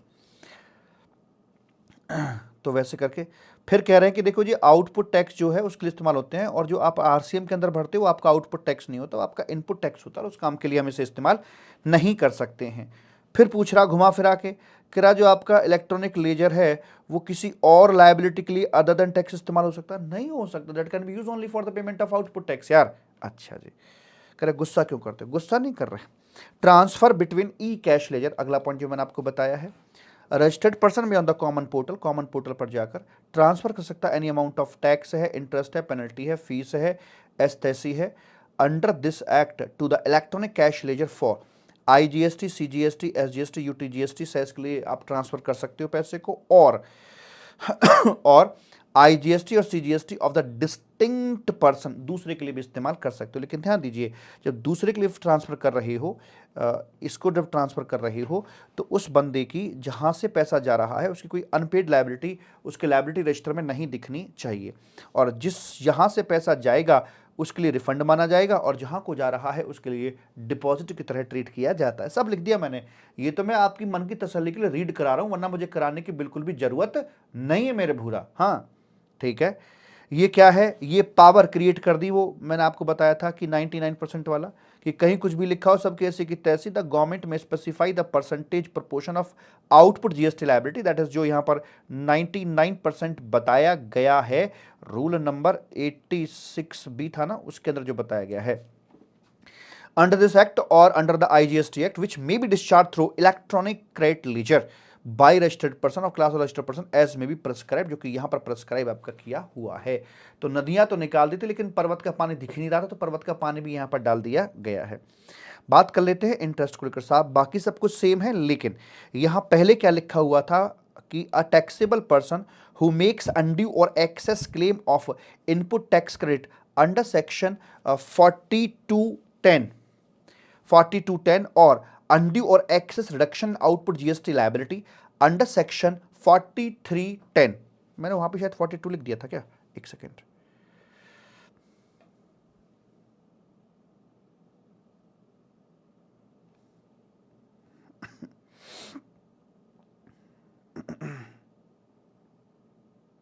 देखिए यहाँ पे ये 43, हाँ तो, और अनड्यू, और ये 43 में अगर आप आउटपुट टैक्स लायबिलिटी घटा रहे हो या आईटीसी को चढ़ा रहे हो तो भैया फिर लग जाएगा। तो मैं कह रहा हूँ भाई तो ये सेक्शन इफेक्टिव थे ही नहीं, तो nobody can fall with in the lines. तो उसमें 24% की बात किया करते थे, तो इन्होंने प्रोविजन को काट के ठीक से रीड्राफ्ट किया। Where the ITC has been wrongly availed and, अरे इधर कबूतर, एंड सिर्फ इतने से बात नहीं बनी, if you have wrongly availed then no interest can be charged upon you, so utilise कर लेते हो तब गवर्नमेंट को रियल में डेंट पहुंच रहा है। The registered person shall pay interest on such input tax credit wrongly availed and utilized at such rate not exceeding 24% as may be notified by the government, and the interest shall be calculated in the prescribed manner। में calculate किया जाएगा, तरीका बता रखा 88 B के अंदर जाकर इन्होंने इसका तरीका बता दिया है। तो वैसे करके है। तो 88B के अंदर जो कहानी थी कि पहले गुड को इस्तेमाल करना फिर बैड को इस्तेमाल करना, वैसी वाली बात वहाँ पर अपनी बताई जाती है। तो अगर कहते हो तो एक सेकंड में आपको दिखा दूँ, ये देखो, तो यहाँ पे ये सारी बातें तो वही हैं पहली वाली, मतलब जो सेक्शन में भी लिखी हुई हैं, तो ये देखने की ज़रूरत तो है नहीं, प्रैक्टिकली देखने की ज़रूरत है, पढ़ने की ज़रूरत है आपको यहाँ से कि for the purpose of this rule. हाँ, अब लैंग्वेज जो है वो आड़ी तिरछी करके दी है इन्होंने, मैं तो आपको सरल भाषा में समझा दिया कि कहना क्या चाह रहा है। कह रहा input tax credit wrongly availed, आप उसी को पकड़ के चलना जो मैंने आपको समझाया है। अब इस लैंग्वेज से भी लिंक करा देता हूं। Input tax credit wrongly availed shall be constitute to have been utilise. हम कब मानेंगे कि बैड वाला इस्तेमाल हो गया? बैड वाले को कब इस्तेमाल मानेंगे? When the balance in the electronic credit ledger falls below the amount of input tax credit wrongly availed. जितना आपने रॉन्गली अवेल किया है, जितना आपने रॉन्गली अवेल किया है, अगर उससे नीचे आपका इलेक्ट्रॉनिक क्रेडिट लेजर का बैलेंस जा रहा है, तो जितना नीचे गया उतना तक यूज मान के चलेंगे। आया कुछ समझ में? अगर आपने जितना भी गलत तरीके से इस्तेमाल किया है, आपका बैलेंस उससे नीचे आ जाता है, तो फिर हम वहां पर उसे यूज मानकर चलेंगे। कैसे? मैं समझाता हूं आपको। जैसे हम यहां थे ना, अभी मैंने क्वेश्चन जो कराया था आपको, तो आपका बैड क्रेडिट कितना था? 8,000 का क्रेडिट बनता था। ठीक है सर जी। तो यहां पर आपने इसको यूटिलाइज किया, और यूटिलाइज करके आपने देखा कि यूटिलाइज करने के बाद आपका ये जो बैलेंस बचा था, बैलेंस क्या बचा था? 3,000 बैलेंस बचा था। यहां पर यूटिलाइज करने के बाद में योर बैलेंस इज 3,000। सो आपका जो ई क्रेडिट लेजर है उसका बैलेंस 3,000, यानी कि जितना आपने ये बुक किया था उससे नीचे आ गया है।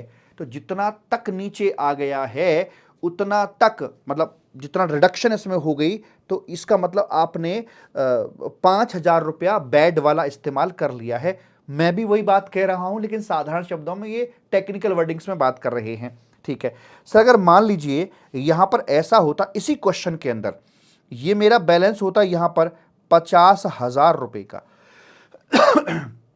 50,000 का बैलेंस अगर मेरा ये होता, तो ऑब्वियस सी बात है, मैं मेरे तरीके के मुताबिक देखूं तो पहले मैं अपना गुड यूज करूंगा और सारा पेमेंट गुड में से ही हो जाता, और मेरा बैलेंस क्या बचता सर? बैलेंस बचता 33,000 रुपीज। ठीक है, तो फिर ये क्या बोलता कि आपका जो भी बैड क्रेडिट है और ये जो बैलेंस है, क्या ये बैलेंस बैड क्रेडिट के अमाउंट से नीचे आया है? नहीं आया, तो मतलब आपका बैड क्रेडिट यूज हुआ ही नहीं है। समझ में आ गई बात? अगर मान लीजिए यहां पर ये ऐसा होता कि मेरा ये 20 की बजाय 25,000 यहां पर होता, तो टोटल 33,000 हो जाता। अब इसमें से 25 मैंने पे कर दिया, तो मेरे पास ये बैलेंस बचता 8,000 रुपए का। तो क्या इस महीने में मैंने बैड क्रेडिट इस्तेमाल किया? नहीं किया, क्योंकि मेरा बैलेंस और ये दोनों बराबर है, तो मैंने बैड क्रेडिट इस्तेमाल किया ही नहीं है। लैंग्वेज लिंक कर दी कि आप लैंग्वेज के चक्कर में पड़ जाओ कि यार ये क्या लिखा हुआ है। समझ में आ गई बात? लेकिन बात तो वही है ना यार, बात तो वही है ना कि पहले गुड को इस्तेमाल कर लो फिर बैड को इस्तेमाल कर लो, बात खत्म। Very very simple. तो वही चीज आपकी उधर साइड में घुमा फिरा के आपके लिए दे रखी है, तो मैं फालतू की चीज को यहां से हटा देता हूं।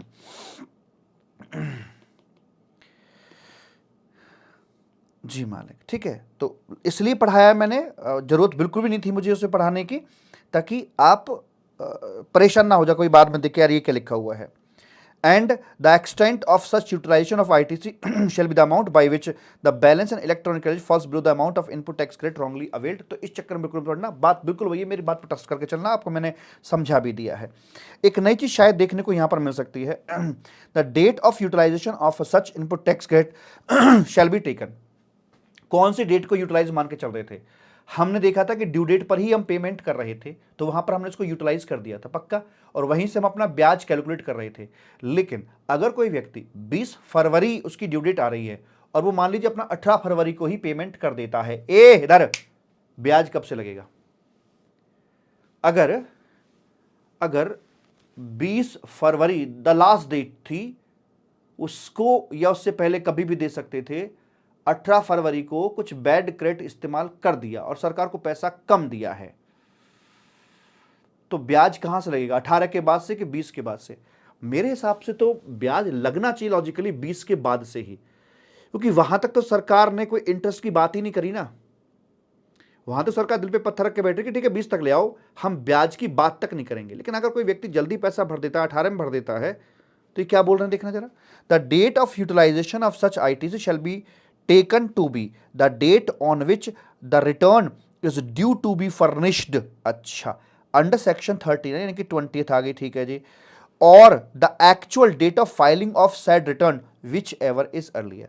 यानी कि अगर किसी की ड्यू डेट आ रही है 20th फरवरी, ठीक है, और मान लीजिए उसने एक्चुअल में अपनी रिटर्न फाइल कर दी है यहां पर 18 फरवरी को, है ना, और इसने आकर अपना बैड जो क्रेडिट था वो इस्तेमाल कर लिया है, तो इसका जो इंटरेस्ट काउंट किया जाएगा आफ्टर 18th से काउंट किया जाएगा। But I don't agree with this, मेरे हिसाब से ठीक नहीं है ये, 20 से काउंट करना चाहिए था, क्योंकि आपने छूट दे रखी थी। मतलब आप तो डिमोरलाइज कर रहे हो किसी व्यक्ति को कि वो जल्दी पेमेंट ना करे। अगर ड्यू डेट पे बंदा पेमेंट करके चल रहा है तो फिर आप वहां से लेके चलोगे।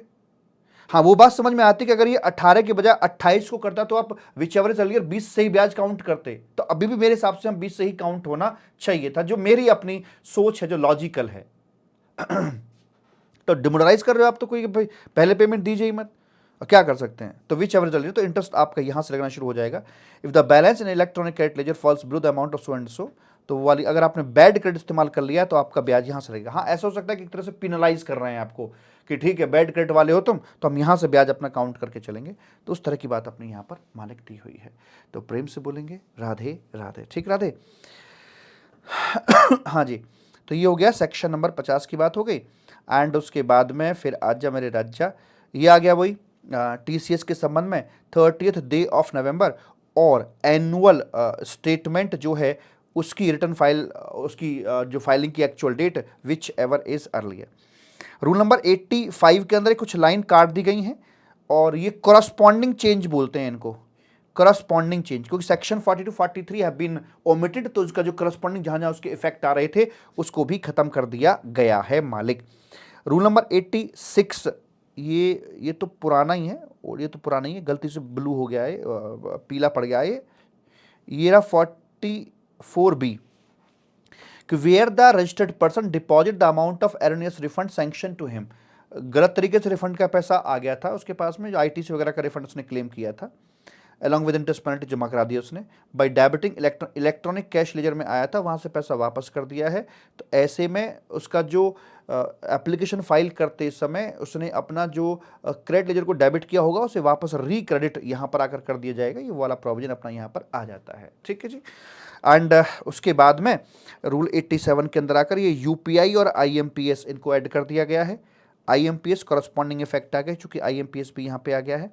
एंड रूल नंबर 88B, ये और ये करस्पॉन्डिंग इफेक्ट उसका आ गया जो हमने पढ़ा था ना पीछे सेक्शन 49 के अंदर कि डिस्टिंक्ट पर्सन जो होते हैं तो वहाँ पर वो कर सकते हैं, बशर्ते कि उसके लिए फॉर्म इस्तेमाल करेंगे जीएसटी PMT 09, तो फॉर्म का रेफरेंस यहाँ पर डाल दिया गया है। What I want to convey you, मैं कहना क्या चाहता हूँ मेरे भूरा, जो हाथ से लिखा दिया है ना, बस आसान है, सरल है समझने के लिए, पढ़ने के लिए, बाकी सब ऐसी की तैसी, ठीक है। Yes sir. तो इस तरह से ये चैप्टर आपका यहां पर होता है कंप्लीट, और अब हम बढ़ना चाहते हैं आगे की तरफ। चलें साहब? हाँ जी चलो, अब बढ़ते हैं आगे की तरफ अपने नए चैप्टर के साथ में, फाइलिंग ऑफ रिटर्न। आइए जरा, फाइलिंग ऑफ रिटर्न। छोटे छोटे कई सारे चेंजेस इस चैप्टर के अंदर किए गए हैं। आराम से, इत्मीनान से, सरलता और सहजता के साथ सारे बातों को हम कवर कर लेंगे। सबसे पहले यहां पर नंबर आता है, पहले वो बताइए जो आप जानते हैं। सर हम ये जानते हैं, देखिए कि यहाँ पर सप्लायर होता है, हाँ बोलो हाँ। इधर अपना ये रेसिपिएंट आदमी हो गया, इनके सर पे नाचता है जीएसटी का पोर्टल।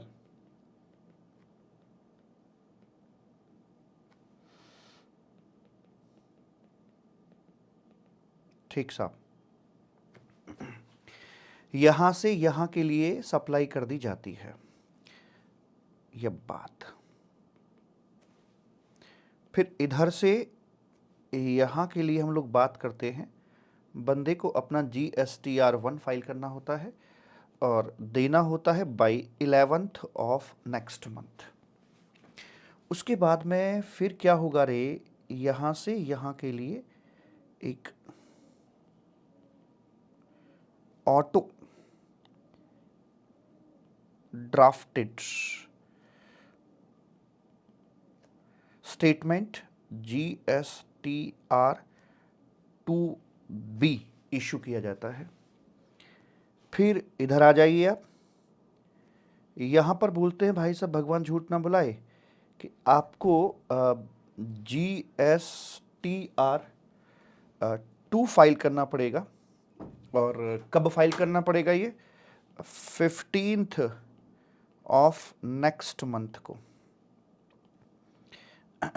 यहाँ तक ही अपना देना पड़ेगा। ठीक है, यानी कि आप इसे फाइल कर सकते हैं 11 के बाद से। ओके सर जी।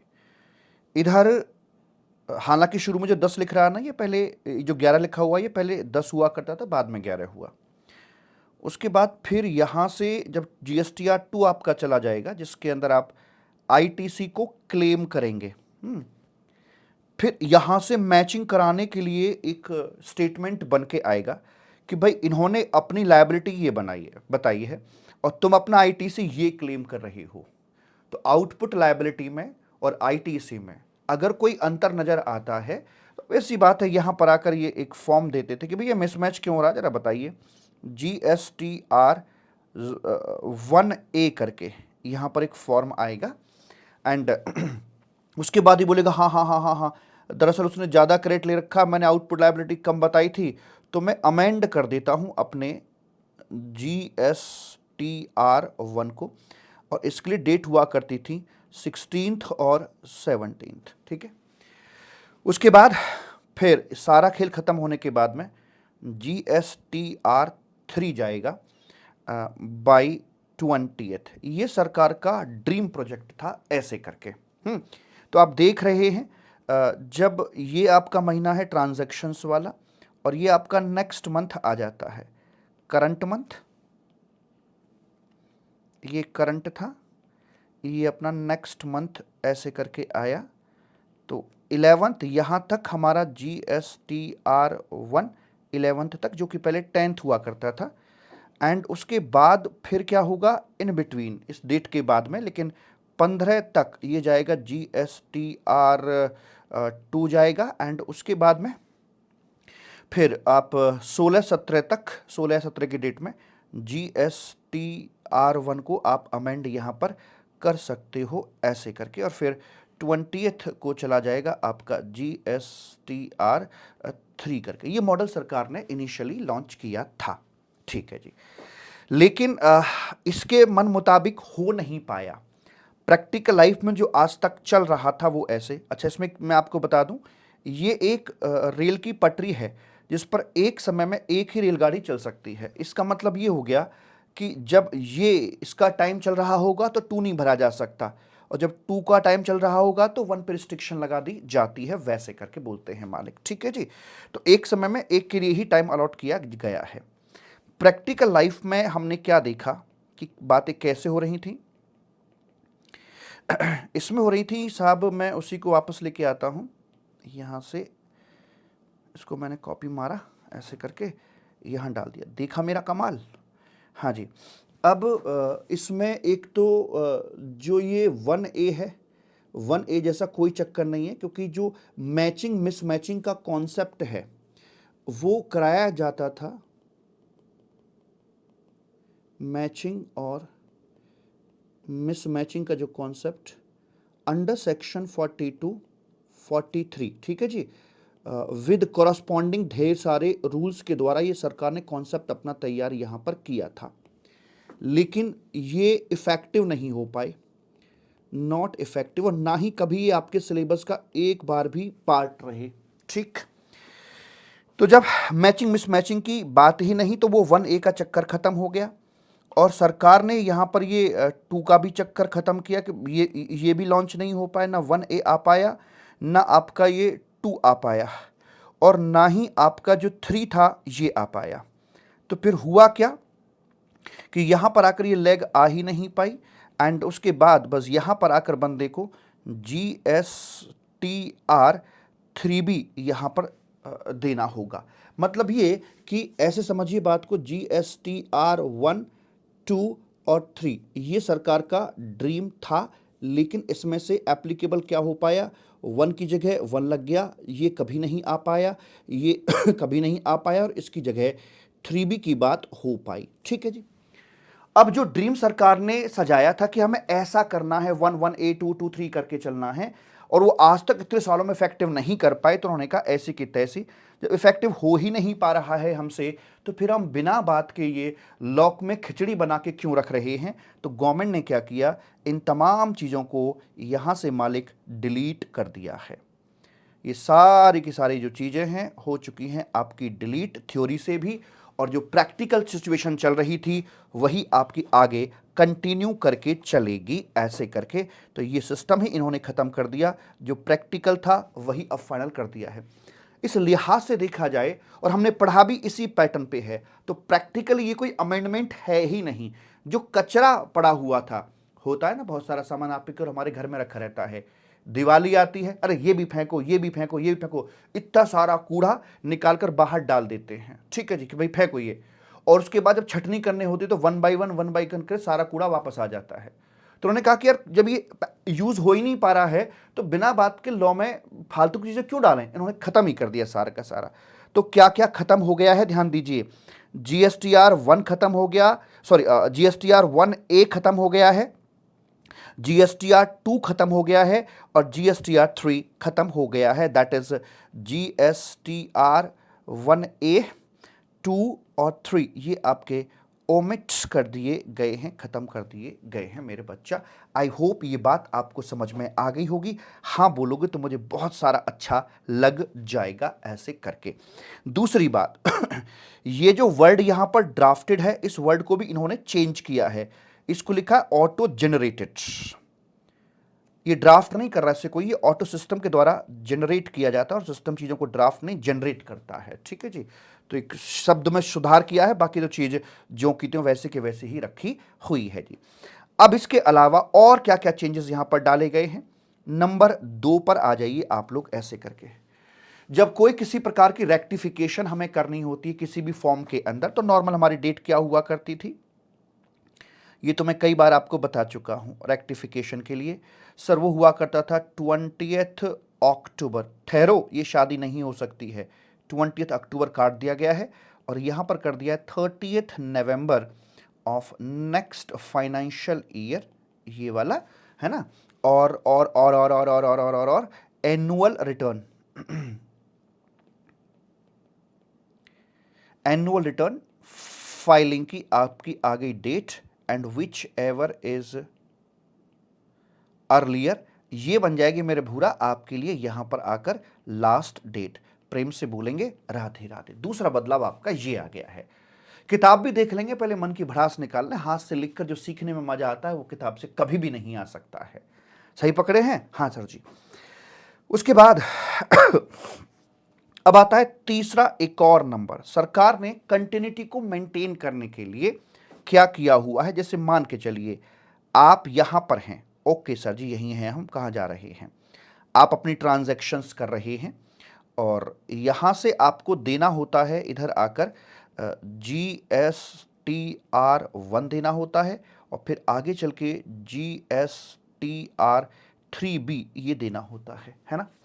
फिर अगले महीने की जब बात करेंगे हम, नेक्स्ट मंथ में आकर भी आपको ये करना होता है काम। जी साहब, ये आ गया मालिक नेक्स्ट मंथ।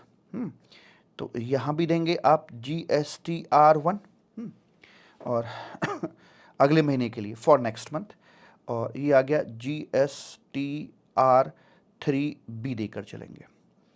तो इन्होंने बड़ी अच्छी बात एक ये कही है, आपको सुन के मजा सा शायद आ जाए। तो हम ये पूछना चाहते हैं आपसे कि अगर कोई व्यक्ति अपना इनिशियल यानी कि ये वाला GSTR-1 नहीं देता है, मान लीजिए जैसे अभी चल रहा है आपका जनवरी, तो जनवरी का मेरा GSTR-1 जाएगा फरवरी में, नहीं सर फरवरी चल रहा है अब तो, हाँ ठीक है फरवरी चल रहा है, तो फरवरी का जाएगा अपना मार्च में। तो मैं वो GSTR1 फाइल नहीं करता, यहां पर फाइल नहीं किया, तो क्या अगला GSTR1 अगले महीने के लिए जो फाइल होगा उसे फाइल कर सकता हूं? नहीं सर, अगर आपने ये फाइल नहीं किया तो ये भी फाइल नहीं कर सकते। जब ये फाइल नहीं किया तो ये फाइल अगले महीने का कर नहीं सकता, और जब ये फाइल नहीं होगा तो क्या ये फाइल कर पाऊंगा? आप ईमानदारी से बताइए, क्योंकि 3B डिपेंड अपॉन GSTR1।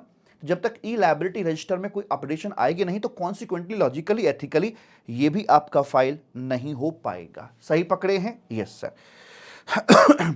मान लीजिए फरवरी महीने का मैंने GSTR1 तो फाइल कर दिया है, लेकिन मैंने मालिक यहां पर 3B उसका फाइल नहीं किया। अगर मैं किसी पर्टिकुलर मंथ का 3B फाइल नहीं करता हूं तो क्या अगले महीने का GSTR1 दे पाऊंगा? तो गवर्नमेंट कहती है पहले पुराने पापों को धोइए, तब तक आगे नहीं बढ़ने देंगे हम जब तक पुराना हिसाब क्लियर नहीं करते हो। वो किसी भी प्रकार का ब्रेक बीच में नहीं चाहते हैं। ब्रेक नहीं हो सकता है अगर पिछड़ा नहीं दिया है, अगर ये आपने मिस कर दिया है तो आप इसको अगले वाले को यहां पर फाइल नहीं कर सकते हैं। ऐसे करके मालिक बोल दिया जाता है। और दूसरा, अगर ये नहीं दिया तो अगला ये फाइल नहीं कर पाओगे, ये फाइल नहीं कर पाओगे तो क्या आप ये फाइल कर पाओगे? The answer is no, not at all. ऐसे जैसे ये फाइल नहीं किया तो ना GSTR1 दे पाओगे और ना ही आप 3B अपना दे पाओगे।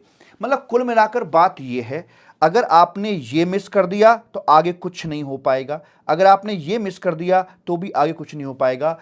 चुपचाप जो बोला है, जैसे बोला है करते रहिए, वरना ऐसी की तैसी। और फिर से एक हिदायत दे रहा हूं, बाहर टैक्सेशन का कर्फ्यू लगा हुआ है, कुछ भी उल्टा पुल्टा काम मत करना। जो सरकार जैसे कह रही है, जो मांग रही है, जितना टैक्स बनता चुपचाप हाथ जोड़ के नमस्ते करके दे आना, वरना बहुत लंबे चक्कर में पड़ जाओगे। सलाह दे रहा हूं, अपने तक सीमित रखना, मत इसको बाहर भी फैला देना, ठीक है? जब कर्फ्यू लगा होता है तो ज्यादा पंगे नहीं लेते, वरना लट्ठी पड़ता है जाके कर्फ्यू में, ठीक है जी? तो ये जो बात मैंने कही है, ये कई बार सेक्शंस में देखने को मिलेगी, रूल्स में देखने के लिए मिलेगी, अलग अलग जगहों पर, बट फाइनल जो क्रक्स आपका निकल के आएगा वो ये निकल के आएगा कि ये मिस कर दिया तो आगे कुछ नहीं, ये मिस कर दिया तो मतलब कंटिन्यूटी मेंटेन रहनी चाहिए। टू मेंटेन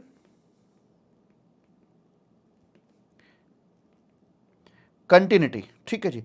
अच्छा सर, मान लीजिए अगर हमने GSTR1 नहीं दिया है, ठीक है, GSTR1 या 3B हमने नहीं दिया तो अगला वाला GSTR1 भी 3B भी नहीं दे पाएंगे, है ना?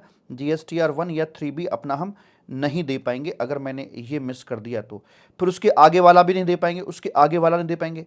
इसका इफेक्ट क्या पड़ेगा? इफेक्ट ये पड़ेगा, आपने रजिस्ट्रेशन चैप्टर में देखा था, आपका जो रजिस्ट्रेशन सर्टिफिकेट है उसे कैंसल करने की नौबत आ जाएगी। लगातार 2 मिस करते ही आपका ई वे बिल बनना बंद हो जाएगा और आप बिना ई वे बिल के, बिना रजिस्ट्रेशन के अगर कारोबार करेंगे तो आपका जो भी गुड्स वगैरह है उसको सीज कर दिया जाएगा, सरकार के नाम पर उसकी ओनरशिप ट्रांसफर कर दी जाएगी और उसे भरे बाजार आपके गुड्स वगैरह को नीलाम कर दिया जाएगा और आपको सलाखों के पीछे भी जाना पड़ सकता है।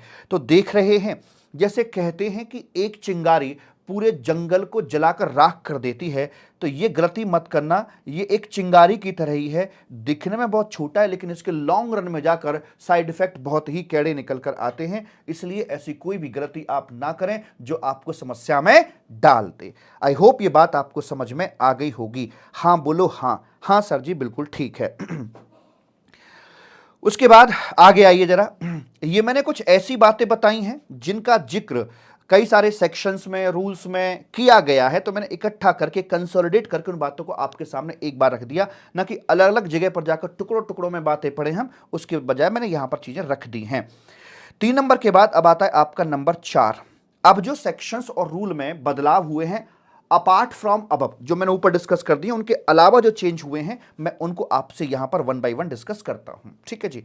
तो ये आता है आपका सेक्शन नंबर 37, जिसमें हम लोग बात करते हैं GSTR1 फाइल करने की बातें करी जाती हैं। अपार्ट फ्रॉम अबव उसमें क्या चेंज यहां पर लाया गया है मेरे बच्चा? जी साहब, देखिए भगवान झूठ ना बुलाए, बिल्कुल भी वहां पर लिखा हुआ था कि GSTR1 जो है अपना वो after 15 not to file, not to file because, क्यों फाइल नहीं हो सकता? बिकॉज फिर GSTR 2 का टाइम स्टार्ट हो जाता है ना, उसका टाइम स्टार्ट हो जाता है, इसलिए GSTR 1 की ट्रेन को रोक देते कि शताब्दी जा रही थी, राजधानी का टाइम होगा, शताब्दी को रोक दीजिए, राजधानी निकलेगी। अब जब राजधानी है ही नहीं, अब यहां पर आकर आपका जो GSTR 2 है वो खत्म किया जा चुका है, तो ये रिस्ट्रिक्शन जो थी कि आपका 15 के बाद नहीं हो सकता, ये रिस्ट्रिक्शन भी यहां से ओमिट मालिक कर दी गई है कि आप 15 के बाद GSTR 1 फाइल नहीं कर सकते। आई होप ये बात आपको समझ में आ गई होगी। हाँ बोलो हाँ। आप देखेंगे बहुत सारे चेंजेस आपके इन्हीं वजहों से आए हैं कि GSTR 1A, GSTR 2 और 3 आपके खत्म कर दिए गए हैं। उसके बाद नंबर 5 पर आ जाइएगा। इधर आता है मालिक आपका सेक्शन नंबर करके, भगवान झूठ ना बुलाए, 38, सेक्शन 38, जिसमें हम लोग फाइल करने की बात करते थे GSTR 2 को। अब चूंकि ये आपका हो गया है खत्म, इसलिए इस सेक्शन को गवर्नमेंट ने किया है रीड्राफ्ट, यानी कि ओल्ड सेक्शन डिलीट कर दिया है, ओल्ड सेक्शन को डिलीट कर दिया, ओमिट कर दिया है, और इसको नए सिरे से इन्होंने यहां पर ड्राफ्ट करके दिया है। अब जो नया ड्राफ्ट सेक्शन है वो क्या बोलता है, आइए डिस्कस करते हैं। तो नई ड्राफ्टिंग इसकी क्या बोलती है, ये देखिए। पहले इसमें GSTR 2 को फाइल करने की बात कर रहे थे, वो खत्म हो गया, अब कुछ और ही इसमें लिख दिया इन्होंने। अब लिखा क्या है कि देखिए, जो आपका GSTR 2B है उसके बारे में जानकारी दी है, मतलब समझना बात को मेरी को, कि पहले जो अपना ये था सेक्शन 38 इस बात के लिए था, लेकिन अब उन्होंने जो फोकस है वो 2B के ऊपर लगा दिया है, तो यहां के लिए 2B के लिए रख दिया आपका सेक्शन नंबर 38। तो ये है फॉर GSTR 2B करके। वो कह रहे हैं कि जब हमारा GSTR 2B आएगा ना, तो वो कैसा दिखेगा, क्या क्या उसके अंदर कंटेंट रखवाया जाएगा, उसमें हम ये भी गाइड करेंगे कि आपको कौन कौन से इनवार्ड सप्लाई का क्रेडिट मिलेगा और कौन कौन से इनवार्ड सप्लाई का क्रेडिट नहीं दिया जाएगा। मैं कुछ दिखाना चाहता हूं आपको, आना जरा मेरे साथ।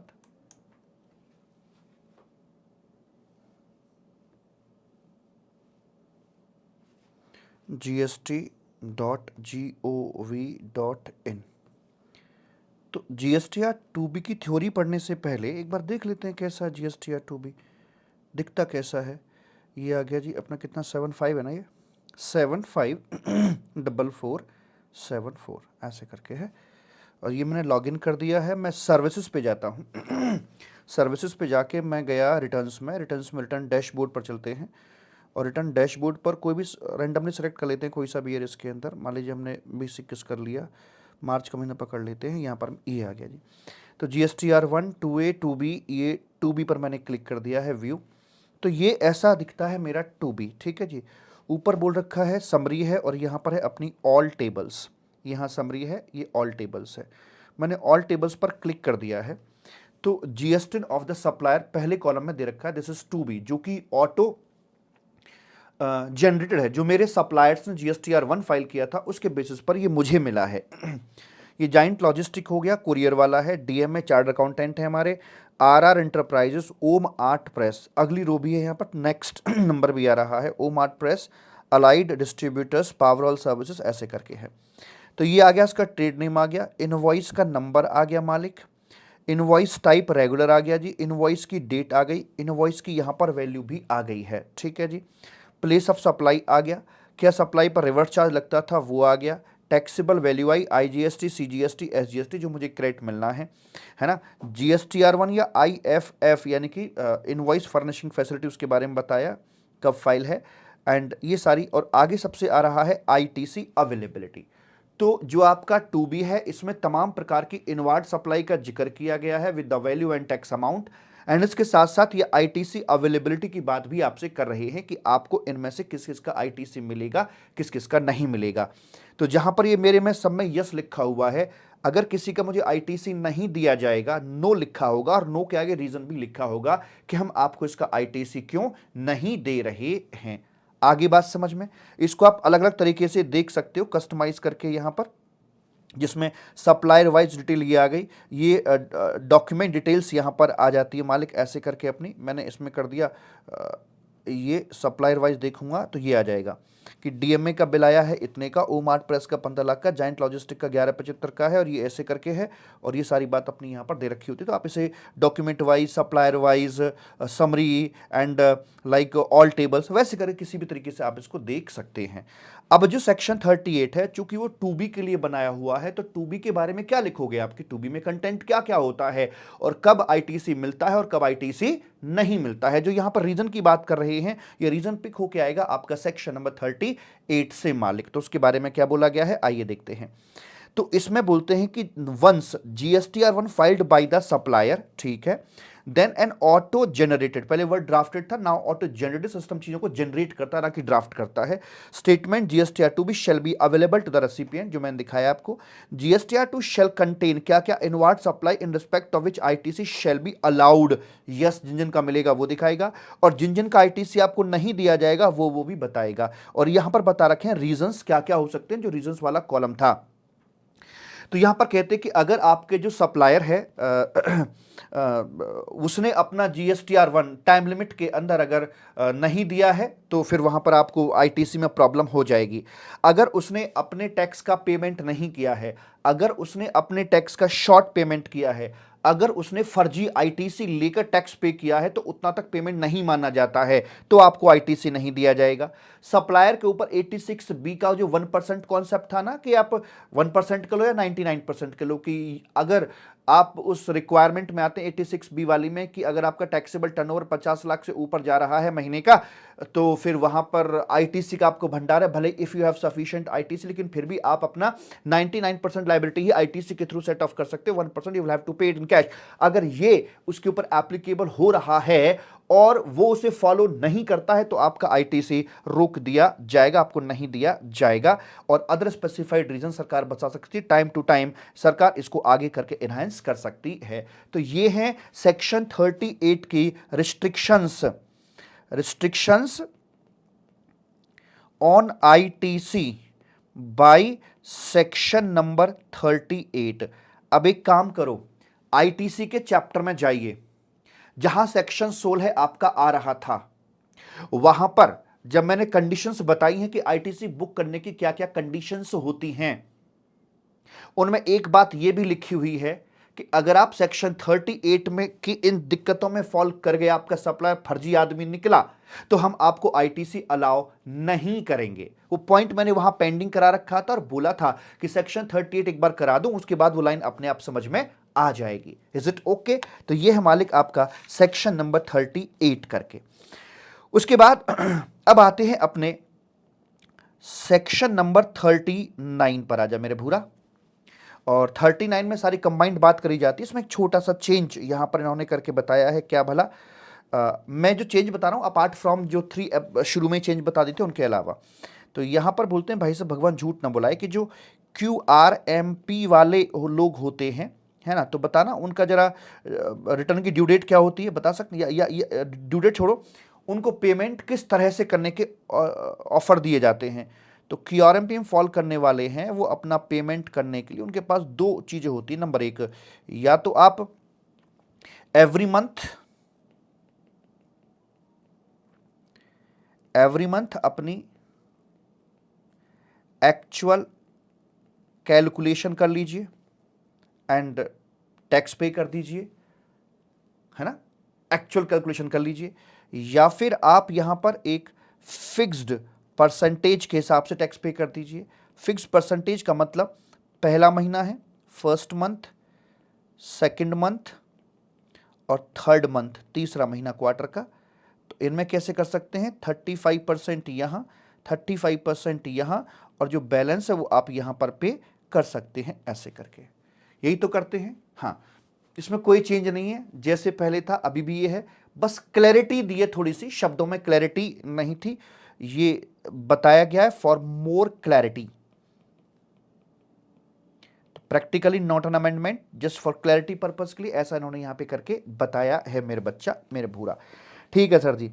एंड उसके बाद में फिर आगे आता है आपका सेक्शन नंबर 41। क्या है सेक्शन नंबर 41 में, आइए मैं आपसे बात करता हूं। ये रहा आपका सेक्शन नंबर 41। इसमें पहले लिखा हुआ था प्रोविजनल आईटीसी। प्रोविजनल शब्द क्यों लिखा हुआ था? क्योंकि जब भी हम शुरुआती दौर में अपने पुराने सिस्टम, जो हमारा थ्योरेटिकल सिस्टम था, कि हम क्रेडिट लेते थे तो वो प्रोविजनल बेस पर बुक किया जाएगा, फिर उसकी मैचिंग और मिस मैचिंग कराई जाएगी। आप GSTR 2 फाइल करेंगे, वो 1A के थ्रू इंफॉर्मेशन वहां पर जाएगी, लाइक दैट सेक्शन 42 43 के तहत।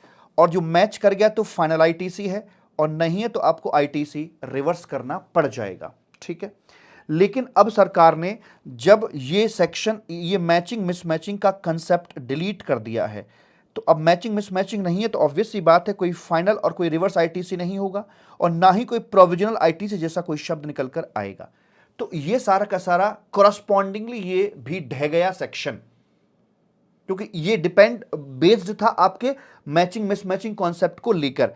तो सेक्शन 41 जो पुराना था वो खत्म हो गया, और नया सेक्शन यहां पे ड्राफ्ट किया और कहा कि अब आप जो भी ले रहे हो सेल्फ असेसमेंट बेसिस पर, वो आपका प्रोविजनल आईटीसी नहीं, वो आपका यहां पर फाइनल आईटीसी ही रखवाया जाएगा। कोई प्रोविजनल की बात हम नहीं कर रहे हैं। लेकिन ध्यान दीजिएगा, फिर से एक बार बता दें आपको हम कि अगर हमने देख यहां पर दिलवा तो दिया है फाइनल, बट अगर तेरे सप्लायर ने करस्पॉन्डिंग टैक्स का पेमेंट नहीं किया तो तुझे ये ब्याज के साथ रिवर्स करना पड़ जाएगा आईटीसी। हां, लेटर ऑन अगर वो पे कर देता है तो तू उसे रिक्लेम भी कर सकता है। ऐसा बना दिया गया है आपका सेक्शन 41। ऑब्वियस सी बात है यही बन सकता था, इसके अलावा और कोई शब्द हो ही नहीं सकते थे।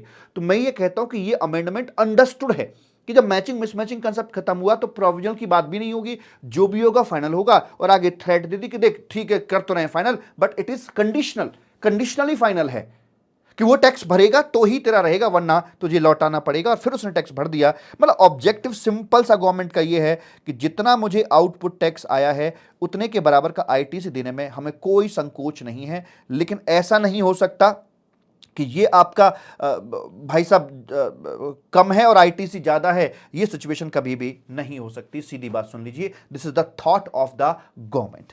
तो ये है मालिक आपका सेक्शन नंबर 1 करके। अगला पॉइंट आता है यहां पर मालिक सेक्शन नंबर, भगवान झूठ ना बुलाए, 47 करके। इसमें क्या था? इसमें था सर जी लेट फी की बात करी हुई है। तो इसमें भी प्रैक्टिकली कोई चेंज नहीं है, इसमें करस्पॉन्डिंग इफेक्ट है। करस्पॉन्डिंग इफेक्ट निकल के आया है किस चीज का? ऑफ डिलीशन ऑफ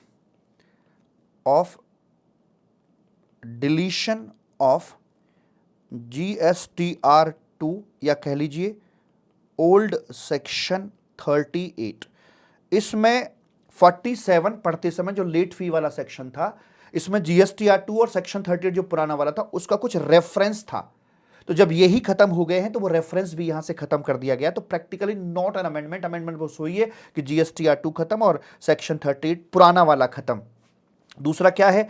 दूसरा क्या है कि लेट फी का जो प्रोविजन है अंडर सेक्शन 47 जो है, ये आपका इसमें जोड़ दिया गया है। TCS का कॉन्सेप्ट आता है ना अपना, अंडर सेक्शन 52, उसके ऊपर भी अप्लाई कराया जाएगा। हालांकि कोई बहुत बड़ी बात नहीं है, लेकिन लिखा है तो मैंने आपको बता दिया है ऐसे करके। टैक्स कलेक्टेड एट सोर्स होता है, और इंटरमीडिएट में तो ये बेसिकली सिलेबस का ही हिस्सा नहीं होता है ना जी, वैसे करके है। तो लेकिन लॉ में लिखा हुआ है, तो मैंने छोटी सी लाइन को यहां पर बता दिया कि इसके ऊपर भी लेट फी का कॉन्सेप्ट अप्लाई करवा दिया जाएगा। उसके बाद में और क्या है? तो निपट लिया चैप्टर, अब कुछ भी नहीं है। सेक्शन आता है अपना 48 करके मेरे भूरा। इसमें आता है अपना जीएसटी प्रैक्टिशनर।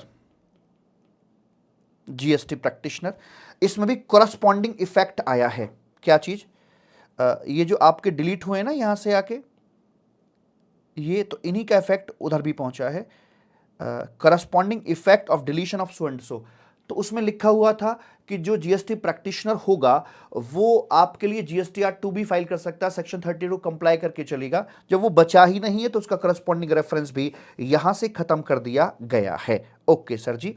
एंड यहां पर आता है अपना एक रूल नंबर रूल नंबर करके आता मेरे भूरा 60, और जहां GSTR 2B के लिए वर्ड लिखा हुआ था ना, ऑटो ड्राफ्टेड, इस रूल के मुताबिक उसे कर दिया गया है ऑटो जनरेटेड।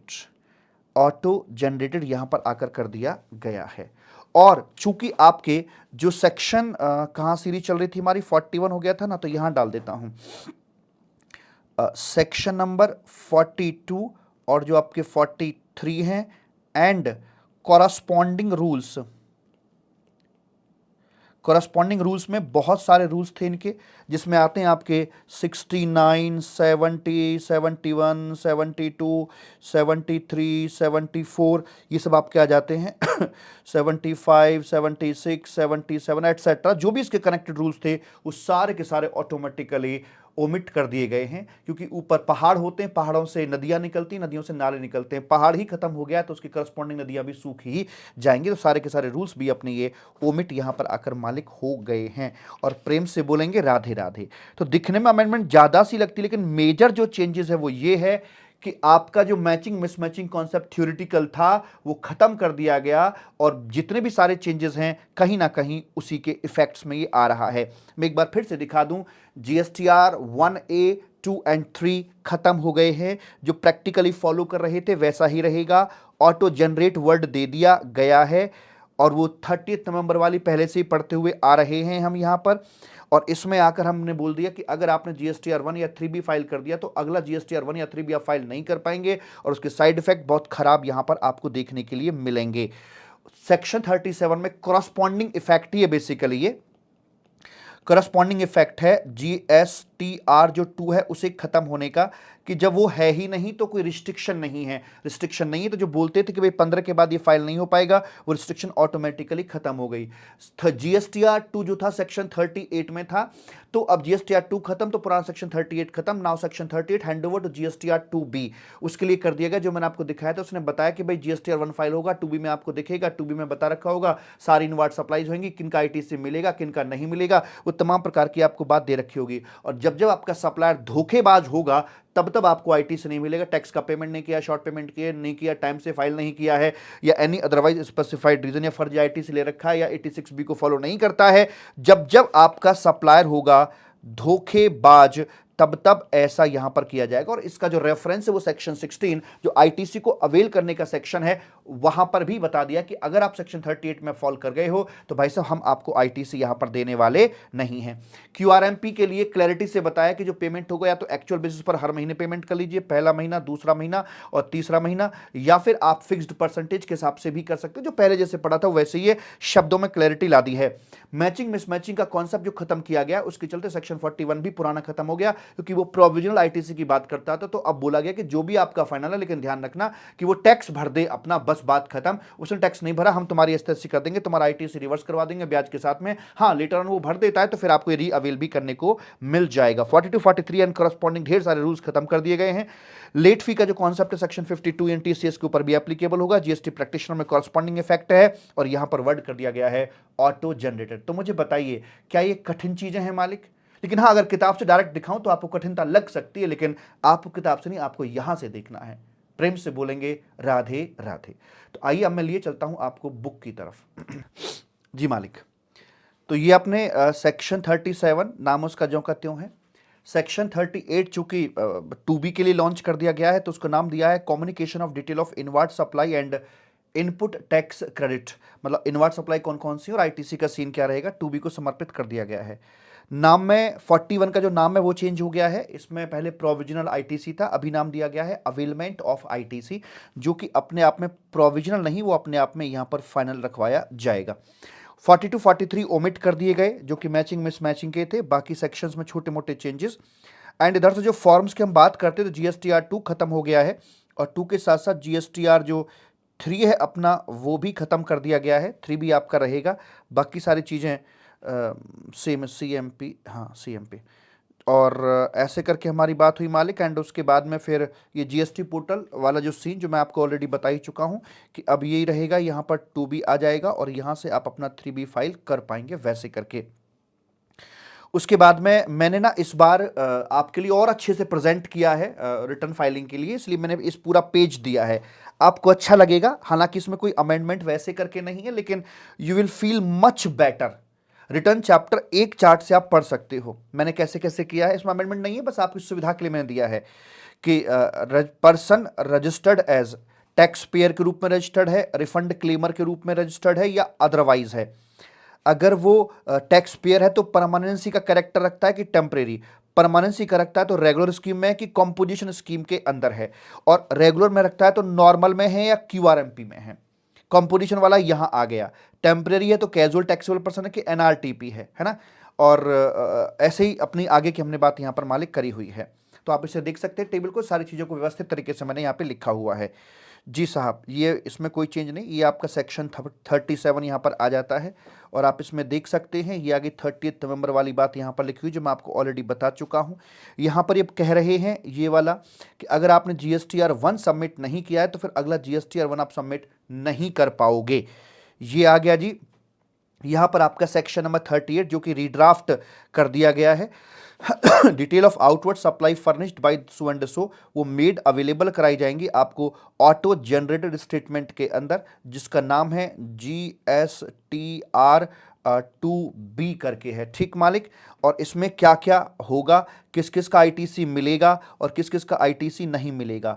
नहीं मिलेगा तो रीजंस क्या होंगे, सप्लायर ने अपना रिटर्न टाइम से फाइल नहीं करी है, पेमेंट करने में डिफॉल्ट करता है, शॉर्ट पेमेंट करके चलता है, फर्जी ITC बुक करके चलता है, कंडीशंस को फॉलो नहीं करके चलता है। ऐसे वाले केसेस के अंदर अगर वो धोखेबाज आदमी है तो हम उसका आपका ITC जो है उसे रिस्ट्रिक्ट यहां पर आकर कर देंगे। सेक्शन 39 के अंदर इन बातों को थोड़ा सा क्लैरिटी के साथ यहां पर लिखा गया है। कहां लिखा सर जी, रुकिए जरा, बताए रहे हैं, रुक तो जाओ। जी साहब, कंपोजिट हो गया और रेगुलर हो गया।